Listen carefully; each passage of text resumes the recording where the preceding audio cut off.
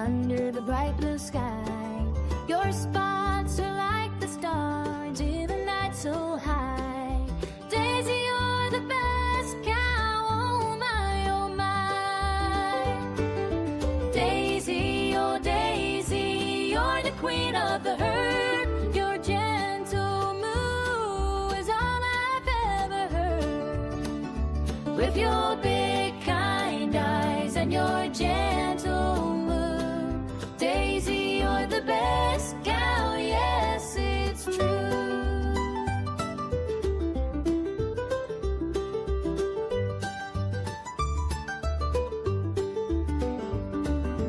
Running through the meadows, feeling so free. Daisy, you're the best as can be. From dawn till dusk, you're my favorite friend. Daisy, you'll be loved until the very end. Oh, Daisy, my dear gal, you're the best of all. In my heart, you stand tall. Forever you'll be my favorite, my cow, so true. Daisy, I love you through and through.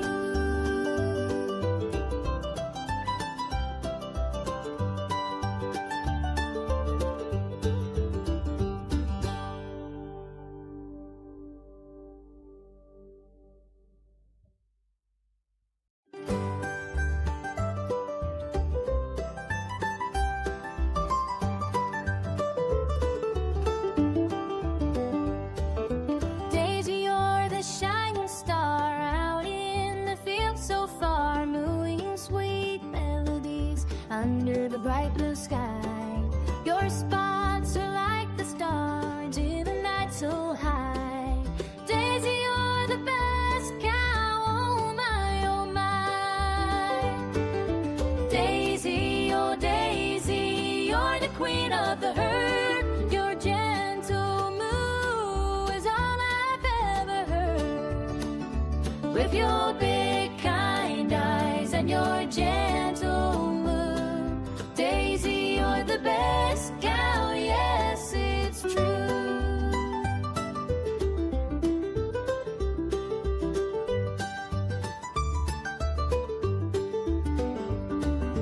Running through the meadows, feeling so free. Daisy, you're the best as can be. From dawn till dusk, you're my favorite friend. Daisy, you'll be loved until the very end. Oh, Daisy, my dear gal, you're the best of all. In my heart, you stand tall. Forever you'll be my favorite, my cow, so true. Daisy, I love you through and through.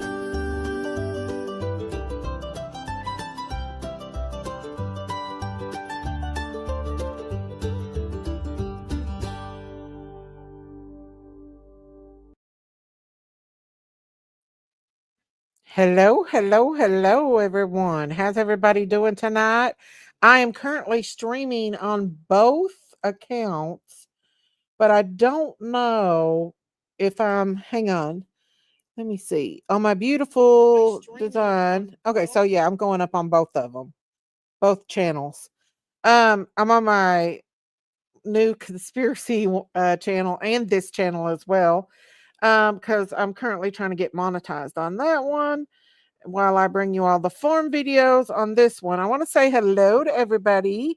Hello to Sleuthy, Sleuth Fairy, Lori P. Let's see who else we got in here tonight.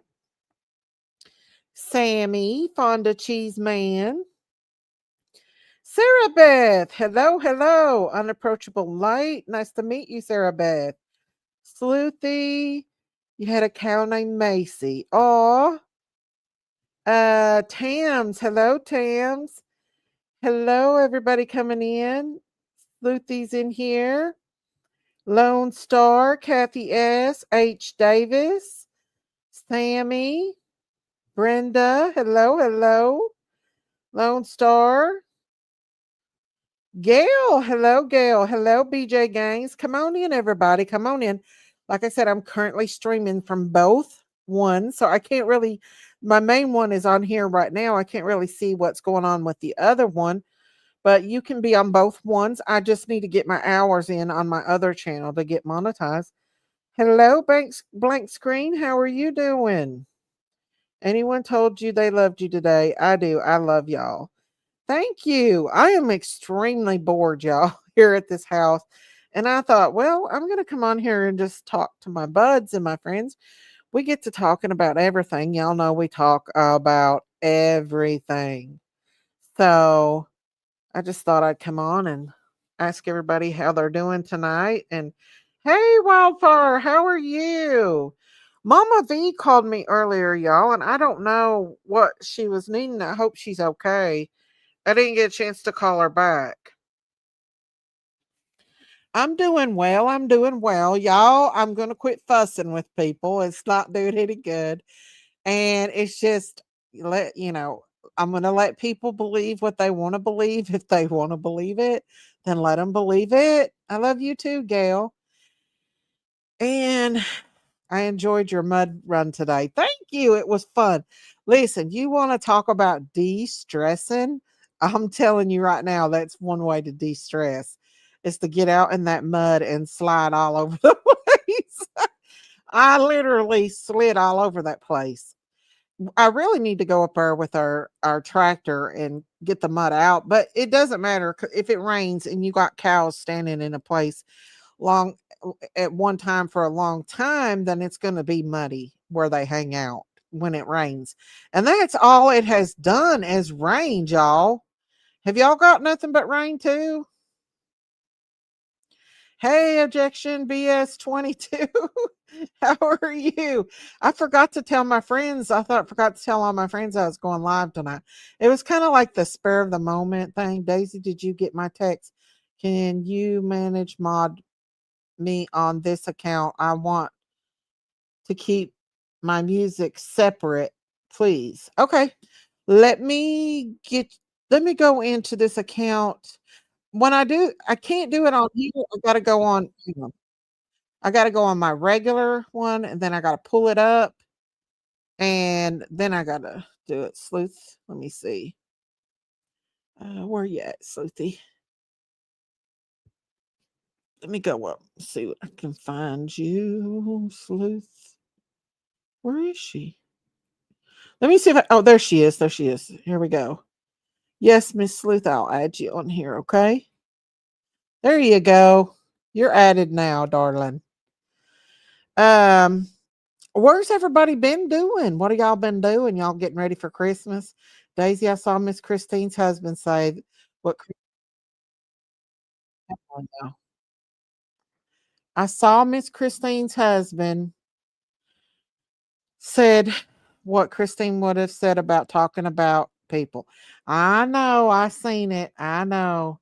But what he didn't realize, hey Burt's Bees, hey Walk the Line, is that Christine,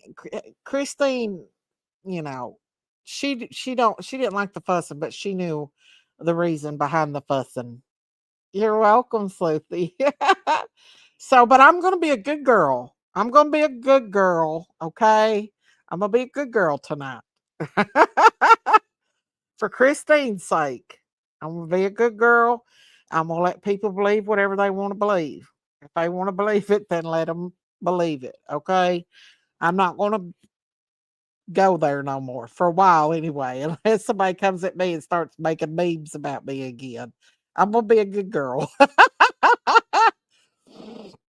So did y'all see my video? I went down with my daughter to Pigeon Forge and we went to see those lights, the Christmas lights down there. It was at the Mountain Water Park. It was beautiful. Then we got to walk down there and they had like a fake snow and everything. And you got to get hot chocolate and see Santa and they had fire pits out going. It was really, really, really nice. If you haven't had a chance to go see that video, go see it. It's really, I put one on TikTok too. But we had a good time. Daisy, Did you get money? I did. I got really muddy on that four wheeler, y'all. It was fun. I suggest if y'all get a four wheeler and it's muddy somewhere to get out there in that mud, it relieves a lot of tension. Like I feel so relieved after I get out there and mud up, and I swear I slide all over that place and wrestle with them darn bulls and stuff. I didn't even put half the videos out I got of them wrestling. They about killed me 2 or 3 times. Daisy don't realize what kind of horn she has. Was that an old fronterland? What was an old fronterland? Beats birds. Hey Sandy, how are you? But yeah. Um hang on. Uh they about killed me. Daisy, when she gets, I had already gave her a banana and I gave her about 3 apples. And I'm telling you what, they started wrestling and I didn't show all the footage because they scared the crap out of me. They get rowdy. And Daisy, I'm not really, that water park's right beside of the, what's that one hotel called? It's got a water park in it. Uh, it's in Pigeon Forge, Tennessee. Um, the old Frontierland. It's Soaky Mountain Water Park during the summer, but they made it into like a winter wonderland with all the lights and everything. It was pretty nice. I love watch Daisy go mudding in the side by side. You're fun like me. Oh, I wish you lived closer. You could come right in the and get really muddy. We could have really got muddy if I wanted to. I had so much mud on my tires. Hey, tree. Yeah, it was beautiful. It costed like $50 to get in, but it was worth it. It was pretty because it's like $50 a car. Like you can put as many people you want in the car, which I thought was a little bit pricey, but to get in it. Hey, Jenny, how are you? This ain't Jinkies. This is Daisy, not Jinkies. You're riding shotgun. Even with a regular four wheeler, you could have a shitload of fun with them because it don't matter how deep that mud gets, it's gonna like it's gonna come out for sure. You're gonna get muddy, especially when you do them. Now I'm gonna do. I don't think I can do a live stream about it, but I'm going. It's okay, Jenny. I'm gonna do a video of me staying all night and camping with the baby calf in the barn. I got to get me 2 big things of straw so I can make me a bed in there. If a 61-year-old woman can get smashed and pregnant, you can smash that like button. Blank screen. Lord have mercy.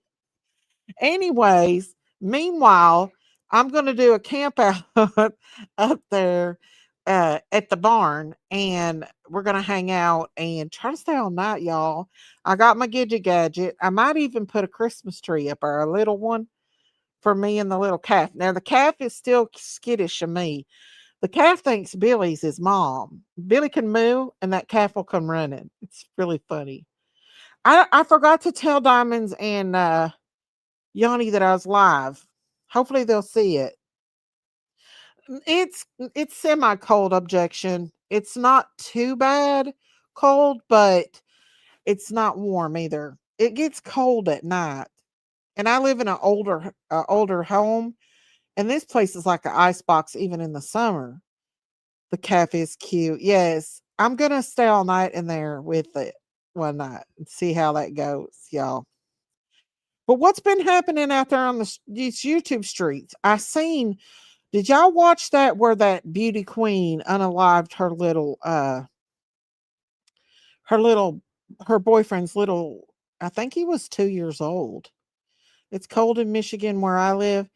Oh yeah, I used to live in Michigan. I know how cold it can get. Real cold. I think they got snow up there right now, if I'm not mistaken, Sandy. I used to live by Lake Erie between Detroit and Toledo. Hey, official team mom, how are you? It's 25 degrees here now in Michigan, and it's snowing now in West Virginia. I wonder if we're going to get snow. I never did check to see if we're going to get snow. Where did that happen? She's a, I think it was North Carolina. I'm forgetting. No, is it Miss Nebraska? She was a beauty queen, and she went to college, and she met this guy. This guy's mom had a baby by a girl, and she left the baby with him. It was a little mixed baby. The guy was African American, and he was trying to raise this baby by itself. And his girlfriend was in college in a dorm, so he was going and staying all night. Well, she was texting her friend that she hated the baby, she resented the baby, she wanted to run the baby over with a car, she wanted to smack the baby, punch the baby. The punch the baby is what she said in text. And the friend was just like, well, da da da da da. I think I would have reported that. I would have if I would have been her friend. Like, especially like she even wrote the boyfriend a letter saying that y'all didn't see that case. Y'all didn't see that case. Her name is it was on court TV. I'm a little bit late, but hello, Miss Daisy. Hello, rocker girl. Yeah, she was a beauty queen. Let me see. She killed that baby. She left the baby. The baby's daddy went to to the store to get pizza and I guess drinks and left the baby with her for like an hour. And hang on, Court TV had it on just the other day. And when he came back, the baby was unresponsive and not breathing. He rushed the baby to hang on, what was her name? Let me see. Beauty Queen. Yeah, she beat that baby to death. Queen killer. Beauty Queen trial first day. This is the girl right here. Let me pull it up. Y'all didn't see that case? That little baby was precious. But she was telling them she wanted to be the only mom, Trinity Madison Poague, child murder. This is the little baby here. Let me see if that little boy. Oh, hang on. What I do? Hang on, y'all. Hang on. Let me put this back. Yeah, if you can y'all see that? Let me take this down and y'all can see that little baby. He's down here at the bottom, the little boy that she killed. She was she was Miss Georgia, I think, beauty queen Miss Georgia, and she unalived him. Like I guess she was beating him. They always heard the baby crying. The other roommate, you think that they would have reported that to the. She was very jealous. Y'all haven't heard this? Maybe about 25 miles where that Rebecca Parks was unalived. But this, yeah, this was in Georgia, and I've been following a little bit on TikTok and Court TV. Actually, they had her trial. They found her guilty, but they have not sentenced her yet. But this little baby, yeah, his sister, the boyfriend's sister, was help taking care of him. But every time he would come over around her, um, he would cry. They would hear him crying for hours. And I don't know what she was doing to him. I saw it, but I didn't click on it. My heart can only take so much. Yeah, it's really sad. But she she must have like really hurt him because he had a brain bleed and had all kinds of stuff wrong with him. Um, but in this trial, I watched the sentencing. The girlfriend or her friend testified that the text, she read the text out loud because the police took her phone, and she was trying to. I don't feel sorry for her, but she was trying to reach out and tell somebody that she had bad thoughts about this baby, that she hated this baby and she didn't want to keep this baby and she didn't want to be around this baby and she didn't want this baby. Like she told her friend that she could not stand him. Like, if y'all want me to cover this more, I will, but I was into it pretty deep. Like to hear her, the girlfriend, her friend tell what she thought about this baby, yet she never stood up and said anything to anybody. The dad took up for her, said it was an accident. Unbelievable. No, if he did that, then he's stupid because in court it came out about what she, if I could find some shorts, I'll show you all what she said to her friend in text. And she even sent him a message and told him that uh she was not happy. She didn't want to be a second baby mama. She wanted to be the first baby mama, and that she just couldn't find herself, like, she despised this baby. Basically, she had nothing but contempt for him. It's really, to me, well, she said that she texted her friend and she said that he wasn't touching her. Every time that little boy comes around, he would sleep in the floor and he wouldn't touch her. And when the little boy's around, he'd give her the attention, him the attention, instead of spoiling her like she wanted. Daisy, she told her friend that she wanted to run him over. I know. Have you been following this case too? I know, y'all. I'm gonna maybe start trying to do a little bit more of these true crime cases because they really interest me. And to this one, I just can see what kind of person she is. In my opinion, you can kind of see that she's probably a really self-centered person, probably really spoiled, and was very jealous of this little baby. But there were signs that people like ignored. I don't know what she did to him, but it was bad because he's no longer in this world. And to me, she seems like she would, if she would do that to somebody else's child, she would do it to her own child. This woman, in my opinion, is dangerous in all different ways. And I hope she gets life in prison for hurting him. Why didn't the dad take the baby away? I guess he just didn't know that she was feeling that much contempt. She had wrote him a letter and told him that she didn't want to be the only baby mama and stuff, but she didn't tell her, she didn't tell him that she wanted to run him over or punch him in the face. She told her friend that. And he was always crying whenever he came over with her. They would all, everybody in the dorm building heard him crying. Was the baby's mother wasn't why, Gail, why did the baby's mother leave him? I heard she just left him with the baby and took off. I don't know how true that is, but I heard she did. But you can just see her, like she wouldn't look at her friend. This is her friend right here. Yeah, let's see what let's listen to it, okay? We'll listen to a little bit of it, y'all. Yes, Your Honor. This is where her friend let me put this here. This is where her friend testifies of what the text was. This is credit to Court TV, y'all. I'm going to speed it up a little bit too because I don't feel like hearing all this stuff, but I want y'all to hear what it actually said, what she actually said about the baby. Here we go. The state is what we'll call Paris Fermor. There's what? Fermor. Here. Paris Fermor. Fermor. Hang on.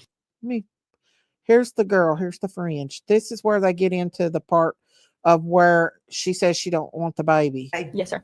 And then did you see her at other times over the summer? I did. In summer, I believe it was June or July, we had a family vacation. I She came love on for a you, couple days. Jay. Thank you. How did y'all decide? How did you go about, or how did you end up being roommates? The Facebook group from the freshman and incoming class.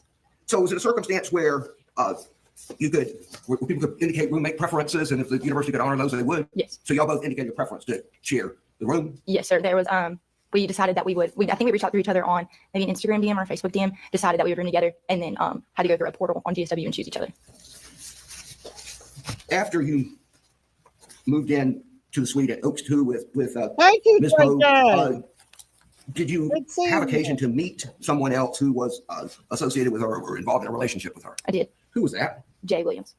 Jay Williams? Yes. Jay's the And father of the who was baby. Jay Williams as he related to, as you understood it? Who was Jay He Williams doing as dumb. he related to Trinity Poague? He was her boyfriend. how did you come to meet Jay Williams? I believe the first time I met with him was when he was at our dorm, Trinity Poague. He was at your dorm? Yes, sir. I'm gonna And do you remember speed when it that up was? before it gets to the fact that where she was talking about what she said about the baby. Each of those 5 times, was there anything unique about those visits in terms of the length of those visits? Were they overnight, or were they just Yes. for the day, or what? Usually they were overnight. Were there times, any time, or other times that you're aware of? JJ, when thanks for coming he in. brought JD to the dorm and left JD with Miss Poague for any period of time? Babies, the babies. Not that I can recall right this second. So if JD was there, was he typically there? Usually. Jay Williams? Yes.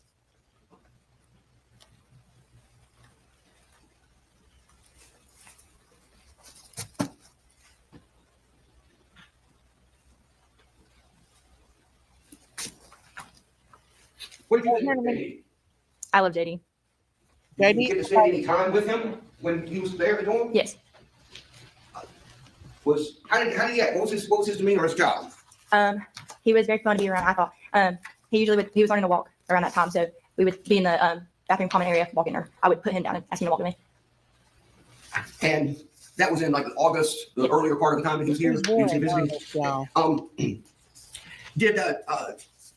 Did Ms. Poague know that you had a positive relationship, I guess, with the child? I believe so, yes.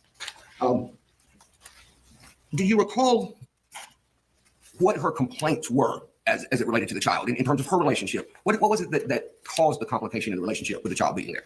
Her not feeling like she could love JD as a kid. Did she ever express to you any interest in having children of her own with anyone, or particularly with Jay Williams? Not that I can specifically recall. She just had difficulties with the fact that he had a child with someone else. Yes.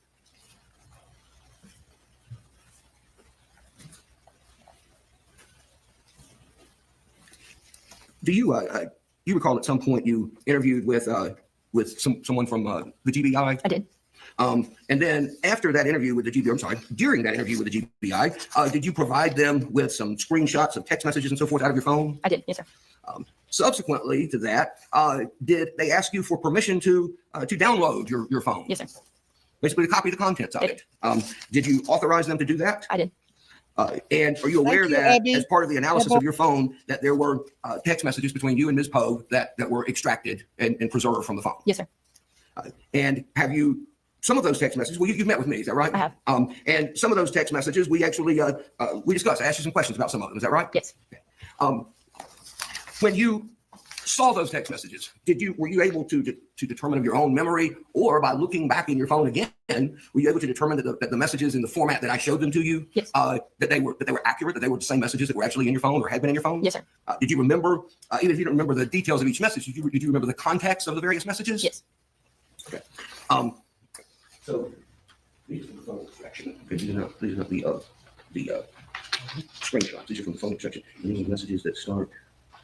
They start. Let's see. The first one is August 17th, 2023, and they go up through. They move forward more on the 17th, and then. Hang on, just a second. This is Law and Crime. I'm sorry, it ain't Court TV. It's Law and Crime. So they're getting ready to go over the text messages of what she said about the baby and how she wanted to run the baby over. Thank you, Ebel677. Here we go, y'all. This is Law and Crime. Sorry. I'll let you use it right here. Hold on. Here you go. I'm going to hand you a copy of my working copy here. You can tell her phone is really nervous, y'all. I guess she didn't think she would go to the on a live baby. Okay. What? So Why Exhibit 37 consists of 4 pages. It why covers the time does period. every time these mommies, let me show y'all. Every time they're in court, they're acting like they're doing paperwork when somebody talks the real truth on their asses. Excuse my language, but they're acting like they're doing some kind of paperwork. Like they're totally leaving. It covers the time period that I mentioned just a moment ago. No. And can you look at these? Okay, if you Lori. recall, they begin here and go backwards from the back to the front. Okay. So you might want to read them that way. Just take a look, glance at those, and tell me if you recall seeing those or recall those messages being in your phone and knowing that they're in your phone. Yes. Okay. And who are those? Your Honor, this time I'm on the Tender States Exhibit 37. No objection, Your Honor. Okay. So if you flip to the last page 114. Okay. And the first message, the message that starts this exchange between the two of you, is it August 17th, 2023 at 10:30:51, and it's the message that on that form is the very one at the bottom. Okay. So the first message is from who to who? The first message is from Trinity to me. Okay. And what did that message say? It asks if you were up. Says you up. Right. And then you responded a few seconds later and said what? Yes.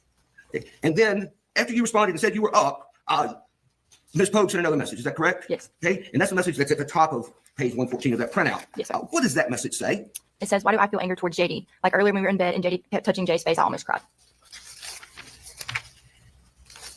Remember, JD's Your response to that, which came again just a few seconds later, and this is at the bottom of page 113. Your response to that was what? What do you mean? Like you feel anger towards JD? Question. And then her reply to you a minute later, what was what? Like, I don't know, not jealousy, but like I want to love him, but instead of loving, I just feel like angry, like want to punch him. LMFAO, OMG, that sounds so bad. What does LMFAO stand for? Do you want me to say that? Yeah, I mean, I'm sorry, but yes, can you tell? It stands for Most people probably know what it stands for, but I'd like for it to be in the record. it stands for laugh my fucking ass.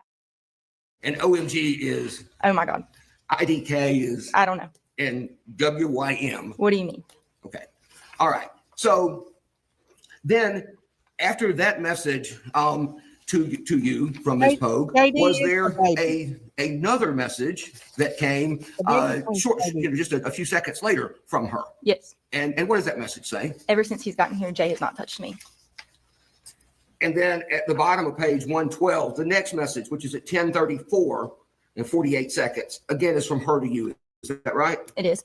And what does it say? He's currently on the floor. Now, in the context of these messages and the context of other conversations that you had with Ms. Poague, do you know who she's talking about and what she's talking about when she says he's currently on the floor? I believe she's talking about Jay. Okay. And would be on the floor where? Of the dorm room, I would assume. Would it be like on the floor or on something else? Was there an air mattress in there? I'm unsure about this time. Okay, you don't know if there was an air mattress at that time? I do not. Gotcha. Okay. All right. In any event, you responded to her message at 10:35 that night on August 17th. And what did you say? I said, I think he's just trying to take care of JD and make sure he has space and everything he needs. I don't think he's trying to come off as not wanting to touch you or be with you. But that's his baby, you know. And then she replied to that about a minute later and said what? Maybe it's just because he had a kid with someone else, and I'm just starting to realize that I can't be with someone who doesn't have my kid. And then your reply to that was what? I can understand where it may be hard to raise a kid who's not yours.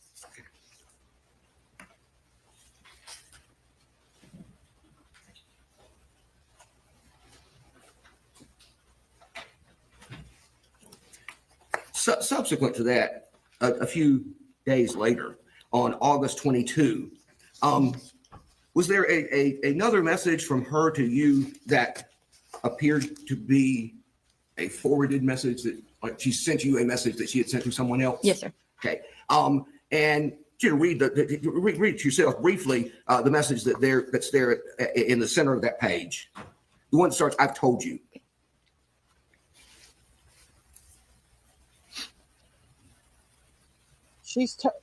Did you hear where she said she wanted to punch the baby? Do you remember getting She that had message the or baby. a message to that effect from her? Yes. And what was the context of that message? Like, who was she talking to in that message? Jay. But she sent you what? I believe a screenshot or probably just forwarded the message to me. Forwarded the message. Okay. Had y'all been to? Did you know what this was when you got it? Yes. Okay. All right. So what was the message that she forwarded to you that she had sent to Jay earlier in that week or that day? Read it aloud. Please.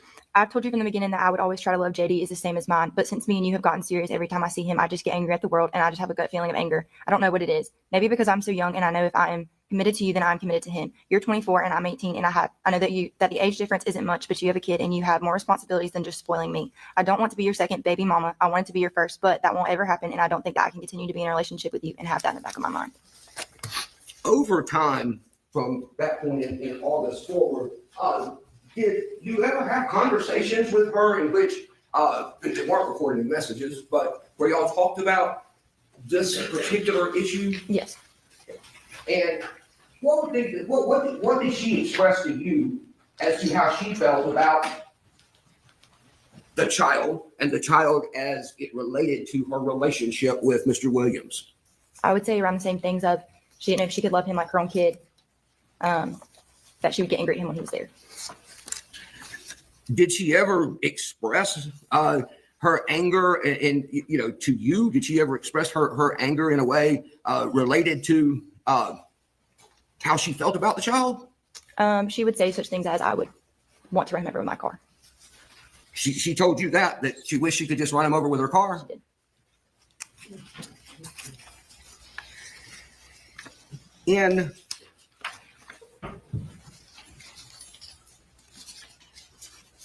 November of 2023, there's some more messages and I guess I'm just announcing this for the record. These messages, Your Honor, that I'm about to ask her about, or I'm going to show her this exhibit. The exhibit will consist of 5 pages, and it's messages that began on November 9th, 2023 at approximately 10:30 p.m. and then proceeded.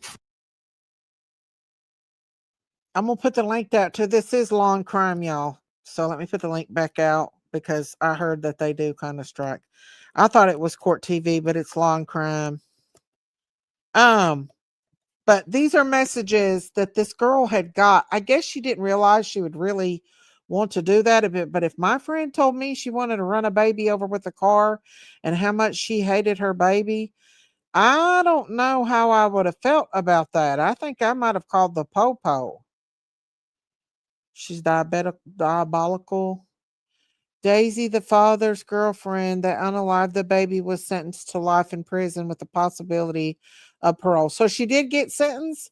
I didn't see the sentences, but she did get guilty. I seen that. Okay. Thank you for letting me know that. All right, here we go. This is more messages she sent From there, back, baby.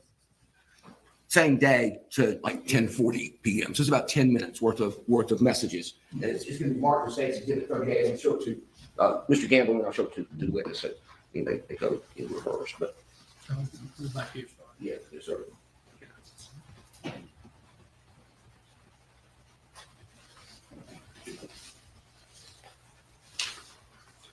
So, yeah, she basically said she wanted to punch the baby. She hated the baby. She wanted to run the baby over with the car. She was jealous of the baby. And I just told you what the dates were.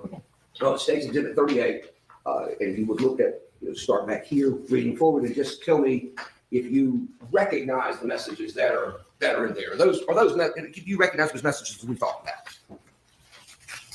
Yes. Okay.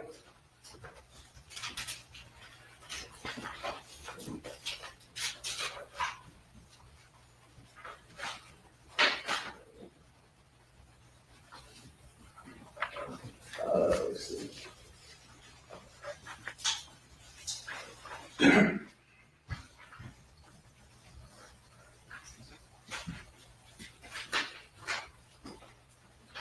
Okay.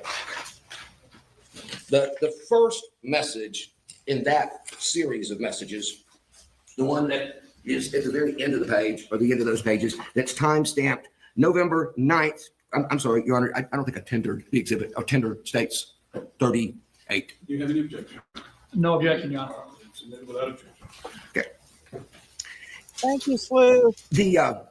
The first message in that series of messages, it's got a timestamp of November 9th, 2023, 10:33:58 p.m. And it is from Ms. Poague to you. Do you see that on there? Yes, sir. Okay.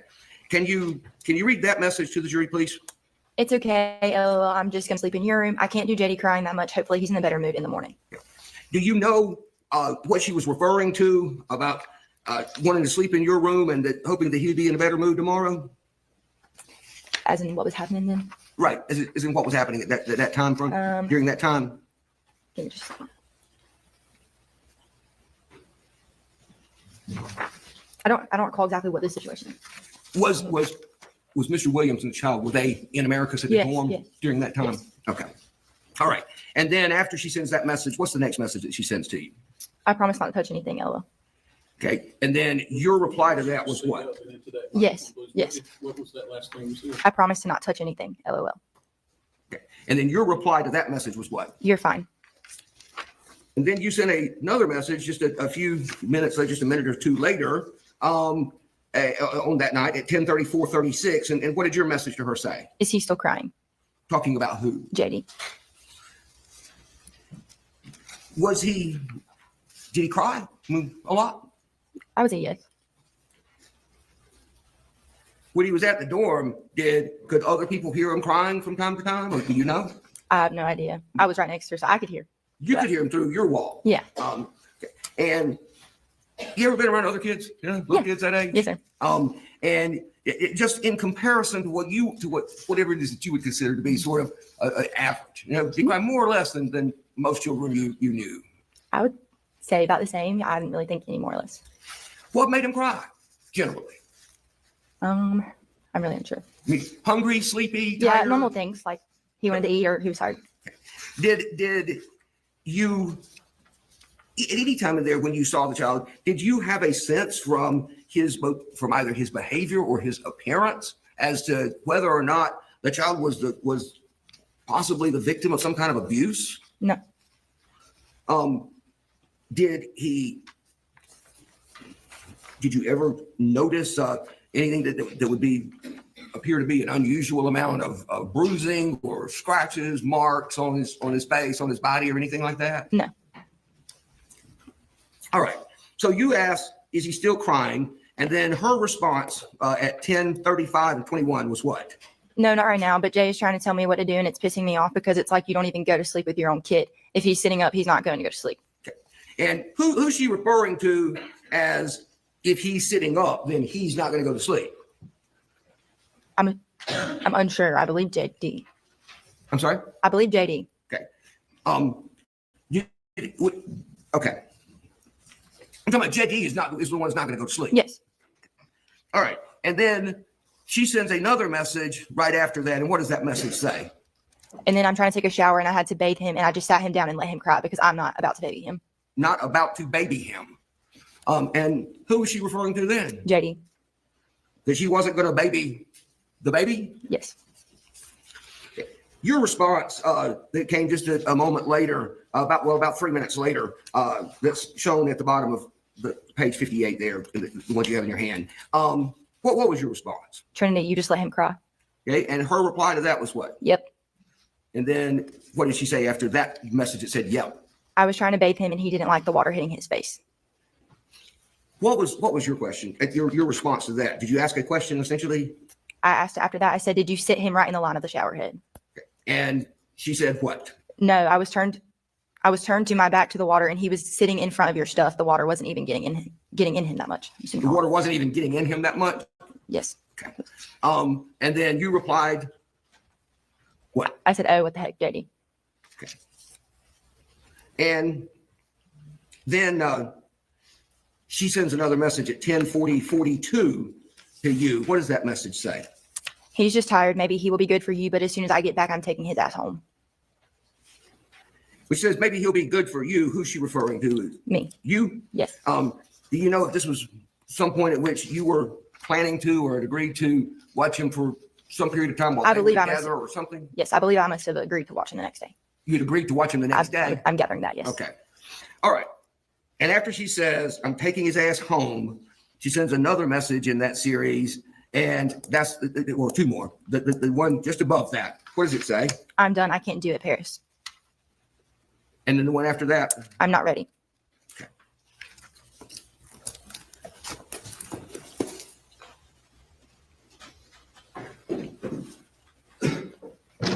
Look at her. She looks mean as hell, y'all. She looks like a mean BR. I'm just saying. But the thing is, why didn't she tell him, like, I don't want to take care of your kid. Stop leaving my kid with you, your kid with me. You know, she could have backed away. She could have like told him, like, no, I'm having hard feelings about him. Like I'm resenting him. Like, stop leaving him with me. You know what I mean? She does look evil, don't she? But instead, she waited till he left and, you know, unalive this baby. You know, she caused severe brain bleed and everything on him. So the father of the baby was 18 years old at the time when this happened. No, she was 18. The father was 24, Gail. She does look possessed. Look at her. She looks mean, and she was jealous of that precious little baby. I would have got him up in the bed with me, cuddled him down, gave him a bobby, and give him love. I would have loved that baby. But she was jealous because he was another woman's kid. And believe it or not, women are like that. And she looks like one of these spoiled, arrogant girls that thinks that their ish don't stink. But I'm gonna let y'all listen to a little bit more of this, okay? Her friend had more sense than she did. I think he was like 24 months. Just a second. He was just a toddler. Right. Show these two, Mr. Gamble. Okay, Dale. He was just a baby. Coming back, so I can know you coming back. Right. Well, And it's all the way to the last I message. don't know. The sister was help You taking care of. know what I babysit all the That's it. time? Yeah. Okay. That's the last one I got. Mhm. The sister, the guy's sister was helping taking care of the baby. The father of the baby's sister, he was just taking JD over there when he went to see her, and he didn't know that she secretly hated this baby. I guess he knew she didn't like him, but not to that extent. But this girl knew. Like, I don't know. She's young, so maybe she didn't think she would go to that extent. I don't know. Number one, I'm going to hand you a exhibit, as Martin States Exhibit 39. 1, 2, 3, 7 pages. Do you, I looked at those and tell me if you recognize what's shown on those 7 pages. Yes, What is that? What do you have there? that is a text thread between me and Trinity. I'm sorry? That is a text thread between me and Trinity. A text thread between you and Trinity? Yes, sir. Okay, and is there something different about that text thread and the way it's displayed and the ones that we were just going through? These are screenshots off my phone. And who took those screenshots? I did. And when did those, what time period did those messages cover, if you know? January 13th and January 14th. January 13th and 14th? Yes, sir.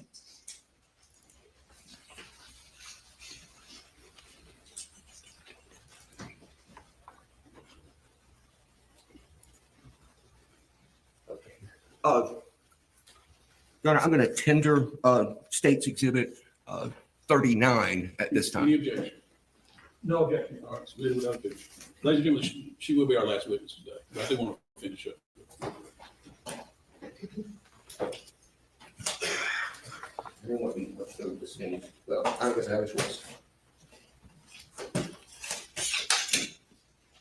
The baby's dad's mom had cancer, and the baby Judge, I'm was sorry, around her. I got to reconnect this. I think this is actually, I think it's just a little bit more testimony, but it's sad though. He was 18 months old, Angel said. She was jealous of him. Ooh. I hope she has fun in prison with that kind of sentence for beating a child. You know what's going to happen to her if they put her in general public? The mother was the worst, no doubt, but it seems that the dad and other family members failed the baby too. Just my opinion. I think the dad probably had a sense that she didn't like the baby, but maybe he didn't know that she would go to that extent. But this girl should have said something, but she was young in college and she probably didn't think she was going to go that far. But I don't know. I know if they put that girl in general population, she won't last long. With a history of unaliving and hurting a baby like that, What is the, I did tender them, right? Yes, sir. What is the date, the date and time of the first message that's shown in that exhibit? January 13th, 9:28 p.m. And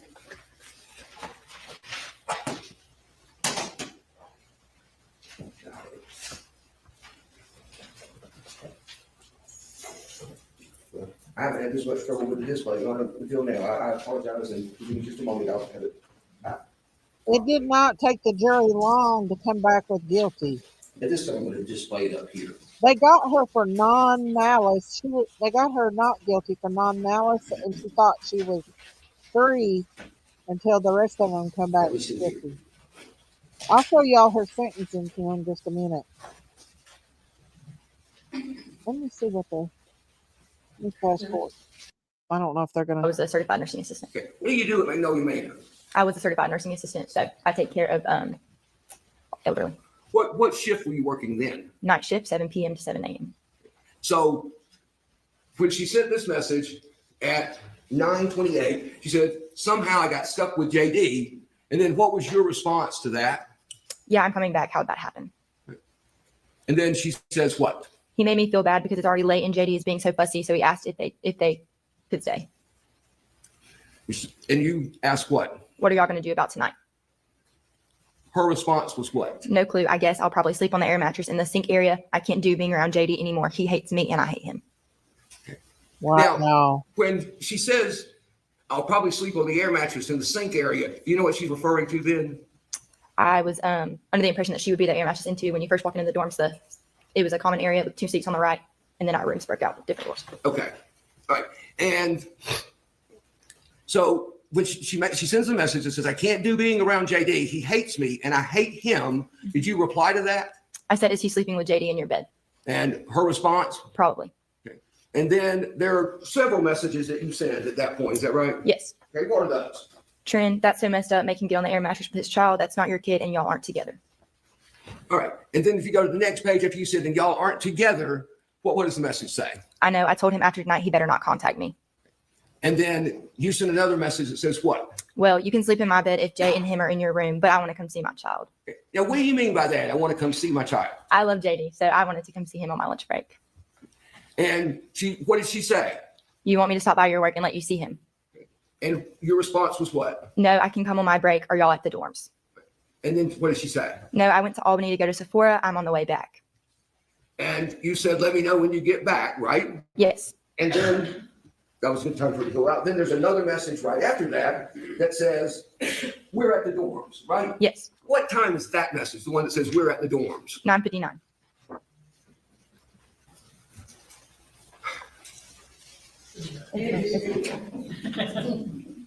I question. How is this chick getting her hair done and her fingernails done in jail? How's she going to get her fingernails, her hair, have makeup on, eyelashes while she's in jail? How is she doing this, y'all? She fractured his skull and he had a big laceration on his liver. Wow. See, I didn't know to what extent she did to him, but it's untelling. Look at her. She's evil looking. She took all of her spite out on this baby. And I bet that wasn't the only time. I bet she done it before. Yeah, the family and friends seems to be POS also. Hey, Peter Dragon, how are you? The lawyer brings her a makeup bag. Oh, but she's got her nails done. Wow. Wow. I guess so. That I don't know if that's right or not. That would let the bitch look like she normally should look like. That. Look how evil she looks, y'all. When she said she was back, what did you say? Okay, I'm coming. It's me and Caitlin because I got on a break a little earlier. Okay. And what time was that? 10 o'clock and 10:05. 10 o'clock. And what? The second message is at 10:05. 10:05. Okay. Do you know what time you got to the dorm? Well, let me back. Did you go to the dorm? I did. Do you know what time you got there? Around 10:30. Okay, so sometime between this message and 10:30? Yes. Yanni! How long were you there? Maybe 5 minutes. Did you see Ms. Poague? I did. Did you see JD? I did. Did you see Jay Williams? I did. YOLO, What love were they doing? you. What was their status at that time? I mean, in terms of what were they up? Were they asleep? Were they? They were awake. They were awake. They were in Trinity's room. All three of them were in Trinity's room. Yes. Did they appear to be in the midst of any kind of a fight or anything? Any kind of an argument or anything? No, I believe Trinity was changing JD's diaper. Okay.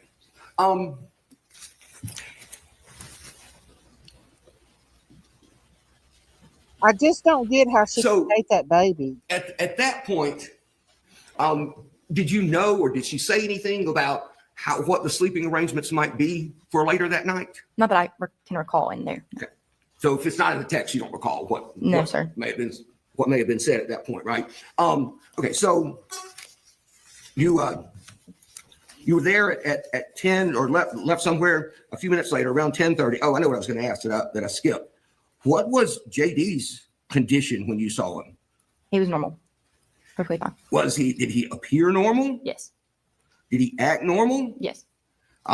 What is normal for him at that time? What was normal for him in terms of like his demeanor and so forth? If he wasn't crying, he was usually just kind of straight face. He never really changed his expression. I actually picked him up at the time and held him on my hip and was trying to tickle him and make him laugh.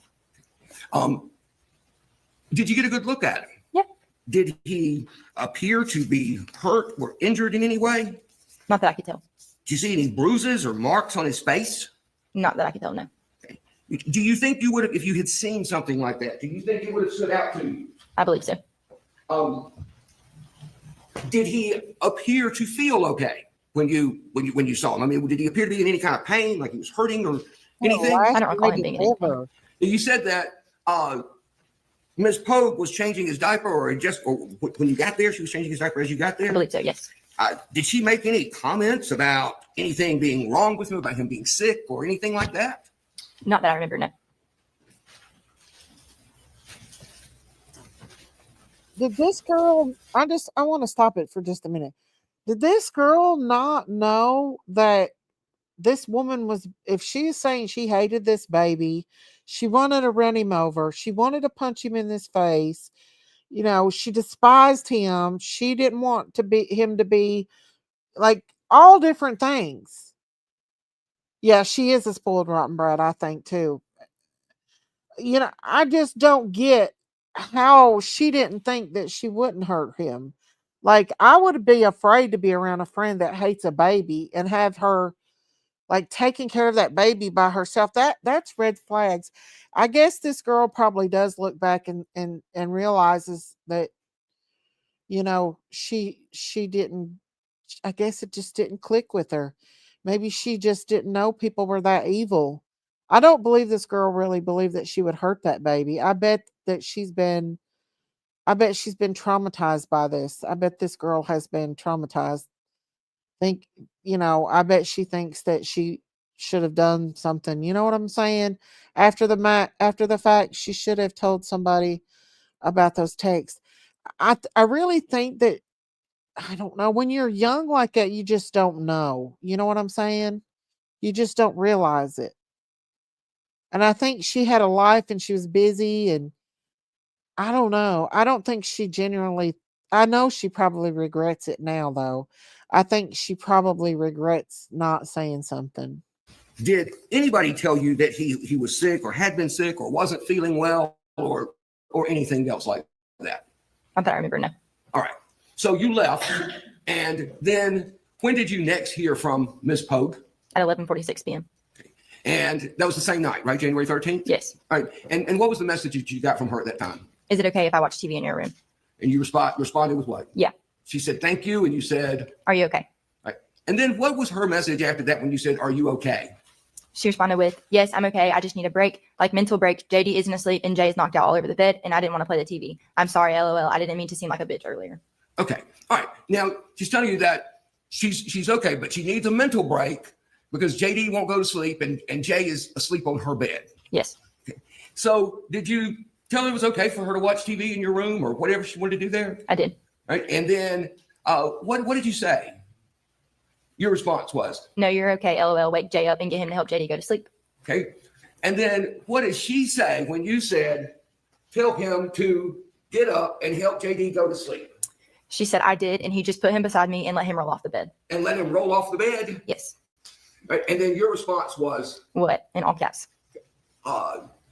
And she said what? Yep. He's okay.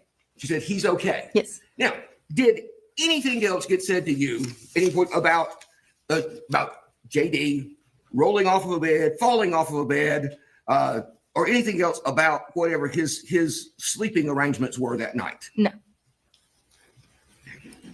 So the next time is it the next time you hear from her, the next text message that came at 12:41 p.m. the next day? Is that the next time you heard from her that you know of? No, the morning I got off of work, I came back to the dorms about 7:15 p.m. I mean a.m. Sorry, 7:15 a.m. And I was leaving to go to work or to go to Griffin to see my dad at church. We've briefly passed in the common area of our bathroom, but it was just a bye, love you, I'm going to Griffin. And then this was the text message last time I heard from her. Okay, all right. So when you saw her there, when you got home from work at 7:15 or whatever that morning, and you saw her in the common area of your room, were you able to learn then from talking to her, or were you able to see by observation later whether she had slept in your room the night before? It didn't look like anyone had slept in my room. No. Did she say anything about having slept in your room? No. All right. The truth is, not every child gets the chance to go to the movies. That was credit to Law and Crime.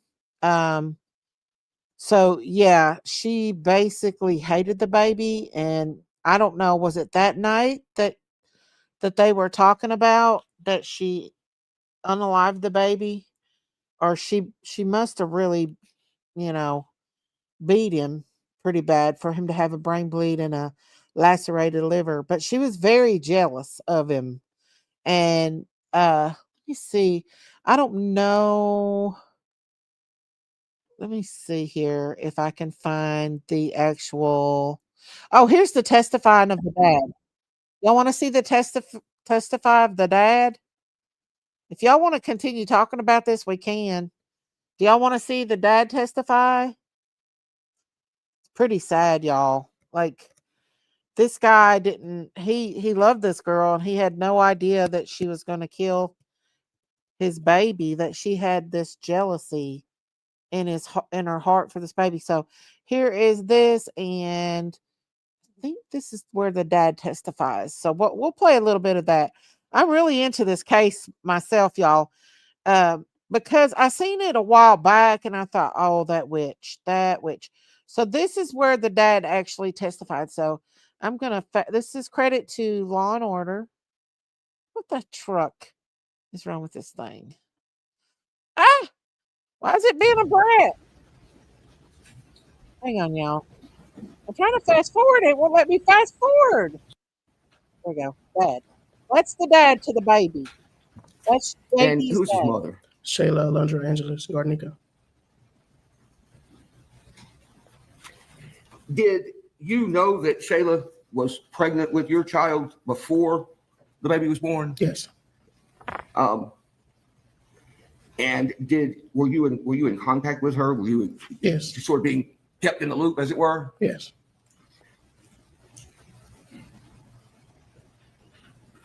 When you found out that the baby had been born, let me ask you this: where was she when the baby was born? She was in Tallahassee. When you found out that the baby had been born, what did you do? I was staying in Dothan at the time. I left Dothan and went to Tallahassee. And when you went to Tallahassee, what did that involve? I mean, you're going to see your baby's just been born. I mean, what did you do? Who did you see? What did you do? I went to see her, see him, and she said she hadn't named him yet, so we came up with a name. Okay, so y'all talked about that together, Yes. a name? Yes. Okay, and what did y'all settle on as far as the name goes? Jackson Drew Angeles. Okay, Jackson Drew, like Jackson. Jackson. Jackson, like Yes. Jaxton. Yes. Okay, and Drew spelled how? DRU. DRU? Yes. Okay. And did you believe that that Jackson Drew was going to be the baby's name? Yes. Did you find out at some point that wasn't his legal name? After he was deceased.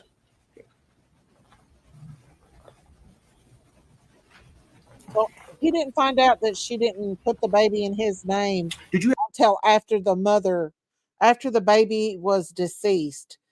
Then he found out that she didn't put him as the father on the or didn't put his name as his name. Ever have a copy of his birth certificate? No, nor social security You card. won't look at him.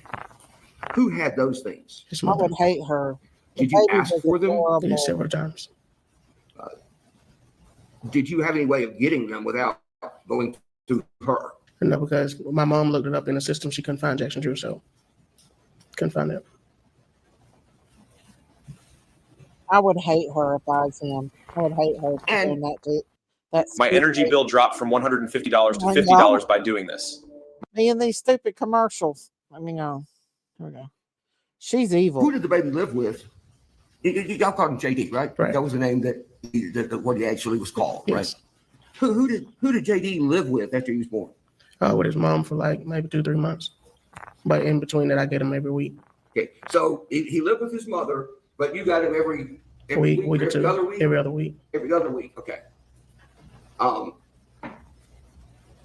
Was there a time when the custody arrangement changed in some way? Yes, when she said she was going to Mexico. Now, why would she have been going to Mexico? Do you know? It was for she got another kid. Her kids all in Mexico, and the birthday I think is in November, and she was leaving and said she'd come back like January. And she asked could she take them, but I said no, I'll keep them till you got back. So is she Mexican? Yes. Okay. And so she was going to go to Mexico. The baby's light skinned. That was when, if you remember. Early October. I mean late October, early November. Okay, October or November of 2022. Okay, so JD would have been 4 or 5 months 3, 4 old, months, 4 yeah. months old. Yes. And then when she told you she was going to Mexico, and you told her that you didn't want her to take your son to Mexico, what did she do? She told me I can come get him. So I went to take him. After you went and got him in Tallahassee, did you keep him more or less from then and Yeah. for the rest of his life? Yes. Did he see his mother again? This Maybe 3 happened times. last year. Maybe 3 times. Okay. How was it that It's been over a year since this has happened. They're just now having court about it. I think it's been like a year and something. They're just now having court about it. I'm going to speed it up just a little bit more just because that way we can see what he has to she say. saw him later after you were the primary custodian? I brought him to him. He had to go to the doctor, and she told me to bring him to him So you would take him. to Tallahassee to her, and he had a doctor's appointment the next day. So she at that time was arranging the doctor's appointments for him. And do you know why she would have been the person who was arranging the doctor's appointments? I don't know. She wouldn't give me none of his medical records because he was down there with me. So you didn't have his medical No. records?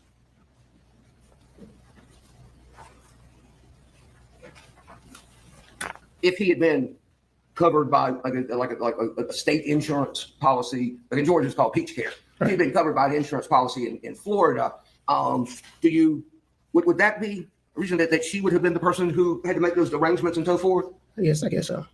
You don't really know, No, I don't. but she didn't give you the stuff that you needed to do No, sir. yourself. And you said you took him down there 3 different times, if you Yes. can recall, for him to see her and go to the doctor? Yes.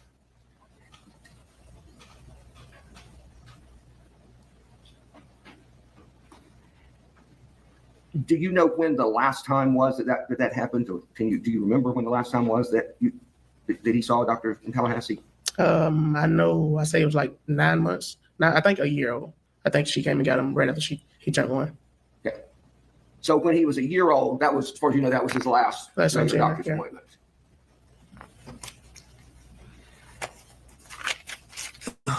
Who, if you were working, who was taking care of JD at your house in Colquitt? My sister.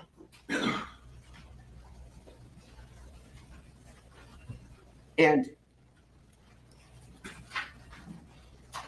I guess for lack of a better way of phrasing it, was she the sort of the primary Primary care, yes. caregiver for the child at Yes. that point?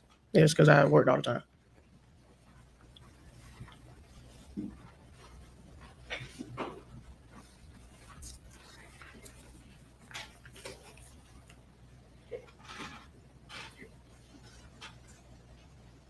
That baby Did you know was Trinity Poague? Yes. very light skinned to be his and a Mexican woman. He Was there a very point light- in time that you became involved in a relationship with Trinity Poague? Yes. Okay. Tell me sort of when that started, how that Trinity is the when and girl how that that wanna was watch the initiated. baby. It was a on and off thing prior, but then we officially made it. Started dating in June of 23. June of 2023. Yes. And in June of 2023, you would have been, what, 22 years old? Is Yes. that right? Yes. Do you know how old she was? 18.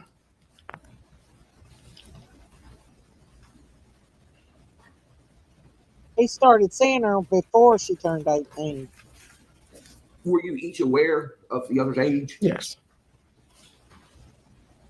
Oh yeah, he's a beautiful baby. After you started Actually, dating I Trinity was Poague, thinking- from June forward, what was the state of your relationship? Generally, what was generally the state of your We had relationship? our ups and downs.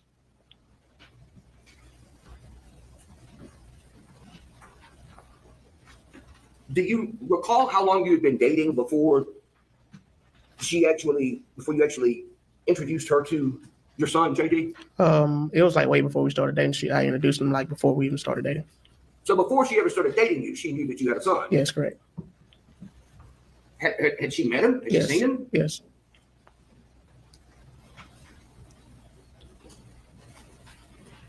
After you started dating, were there occasions when she was in the presence of your son, or your son was in her presence? Yes. Okay. What were the circumstances under which she and your son would be in the same place, same time? Like usually when I'm with him, when she was in college, I come see her and stuff with him sometimes. Okay. So you came to Americas to see her, Yes. and sometimes he came with you. Yes. He loved that baby. He was a good daddy, y'all. When he came with you to Americas, who was responsible for taking care of him? I mean, for changing his clothes, changing his diapers, getting him dressed, giving him baths, feeding him, those sorts of things. Either or, either one of us or either do it. So she sometimes Yes. participated in that or Yes. helped in that. Yes. But was she expected, or did she have to? No, she didn't have do to. that all the time. No, Did she have to do it at all? not at all.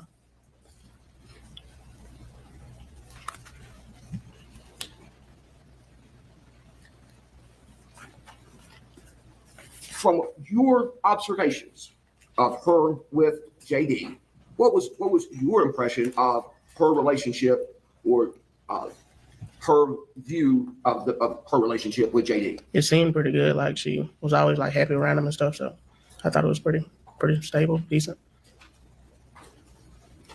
Had she at any point ever specifically told you that she, how she quote really felt about your son? She said it maybe once or twice. Like she don't know if she could be with somebody that was son. Then maybe 2-3 hours later she's fine and like, I'm sorry. So there were times that she expressed some reservations, like that she didn't know. You said that she would send messages, or she would say something like a couple of times that she didn't know she could be with somebody who had a kid by somebody else, Yes, right? and she also say like she'll treat him like that's her own. And so besides those times when she expressed to you some reservations like that, did you ever observe anything about her behavior, her conduct, her attitude towards JD when you saw them together? One time it was like a little incident. I addressed it. It was fine since then. Okay. What was that? It was November. In November, right before she I think I went to work. I left with her like for the first time. I went to work and she texted me, and my sister said she was cleaning up or whatever, and JD ran up behind her and she didn't see him and accidentally hit him with the drawer. Okay. So in November of 2023, Yes. she said that she how was it that I'm sorry, let me back up, sorry, scratch that. I'm gonna start. What did you say a moment ago that led to her being in charge of him at that time? Where were y'all? What led up to that? Like I had to work that day, and she was like, "I keep him" or whatever. So were you here in America? Yes, I was in Americas. And the baby was with you. Yes. And so why would you leave the child that you go to work as opposed to just taking the child back home and leaving him with your sister or whatever, you know, as you might have on a normal work day? She told me to leave him and just come back up. So basically, she was going to keep him so that you could work and come back there the next day or whatever. That night, yes, or that evening. So you said that she sent you and your sister a message saying that what about the baby? It was like a little bruise on his eye because supposedly she was cleaning up and opened the drawer and he ran up behind her and in the drawer hit him. Okay, and she said that caused a bruise over his eye. Yes. When you came and picked up, or back up, I guess I'm being myself. When you left work that day, what did you do? I came back and got him. Okay. Did you end up staying in Americas? I think I went home. This is JB. Did you see any other injuries on the child at that time? At that time, I just seen the little bruise above his eye.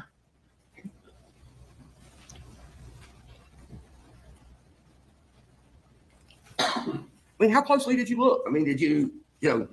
I observed it and I looked. It was like I touched it and it didn't bother him or nothing. Did you accept her explanation as to what had happened? Yeah, she was like, I confronted her about it. Then she got all mad. Well, not mad. She got like started crying and stuff like she was sorry and she would never hurt him and stuff.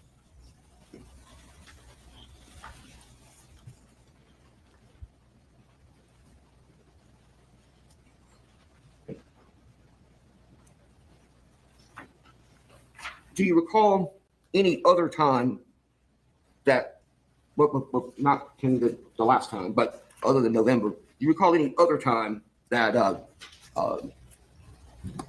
child was hurt or injured while she was keeping him? No, sir. Did you ever see her do anything, in your presence? No. Did she ever do anything that you thought was violent or No. whatever? Like maybe raise her voice, like if you get into something, but that's about it. She didn't do anything else in my presence. What about you, Mr. Williams? Did you beat your youngin? No, sir. For this baby. Did you ever hit him? No, sir. Like a little pop, and that's about it. Okay, when you say like a little pop, tell me what you're talking about. On What his do you mean hand, by that? like tell him no, like that. It's on his hand. Okay. How many times do you reckon you popped his hand? Not maybe a handful of times. Was that something that happened every day? No. Every week? No. He loved that baby. Him and his sister. Did you ever do anything to the child that caused your child to be injured No. in any way? No, sir.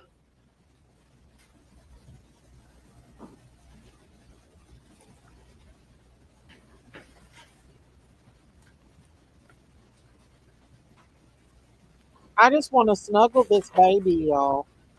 I would have cuddled him and put him in the bed with me and cuddled him. Look how cute he is. He's just a little precious baby, y'all. How could you be jealous of that? That's precious. His little feet looks like bugs. His little In arms and legs look like January bugs. He was of little. 2024, did you come to Americas to see Trinity Poague? Yes. Let's talk about the week of, this would have been, like Monday would have been, say, January 8th, if my internal calendar is right. So like the week of January 8th. Okay. Tell me what happened that week in terms of you seeing her here, there, or wherever you were. I came up, I think, on a Wednesday or Thursday. I came and we ate, and that was it for the day. Then the next day, I left. Then I came back the same day. Did you stay with her when you came up, whatever day that was, Wednesday Yes. or Thursday? I think, yeah, Wednesday I stayed with her. Okay. What was going on between y'all during that time frame, that week? We argued the night I bought a hotel. I think it was on that Thursday. So Thursday night you paid for a hotel, Right. In Americas? Mhm. Where'd you get a hotel room in America? I think it was at the Hampton. Hampton Inn? Uh-huh.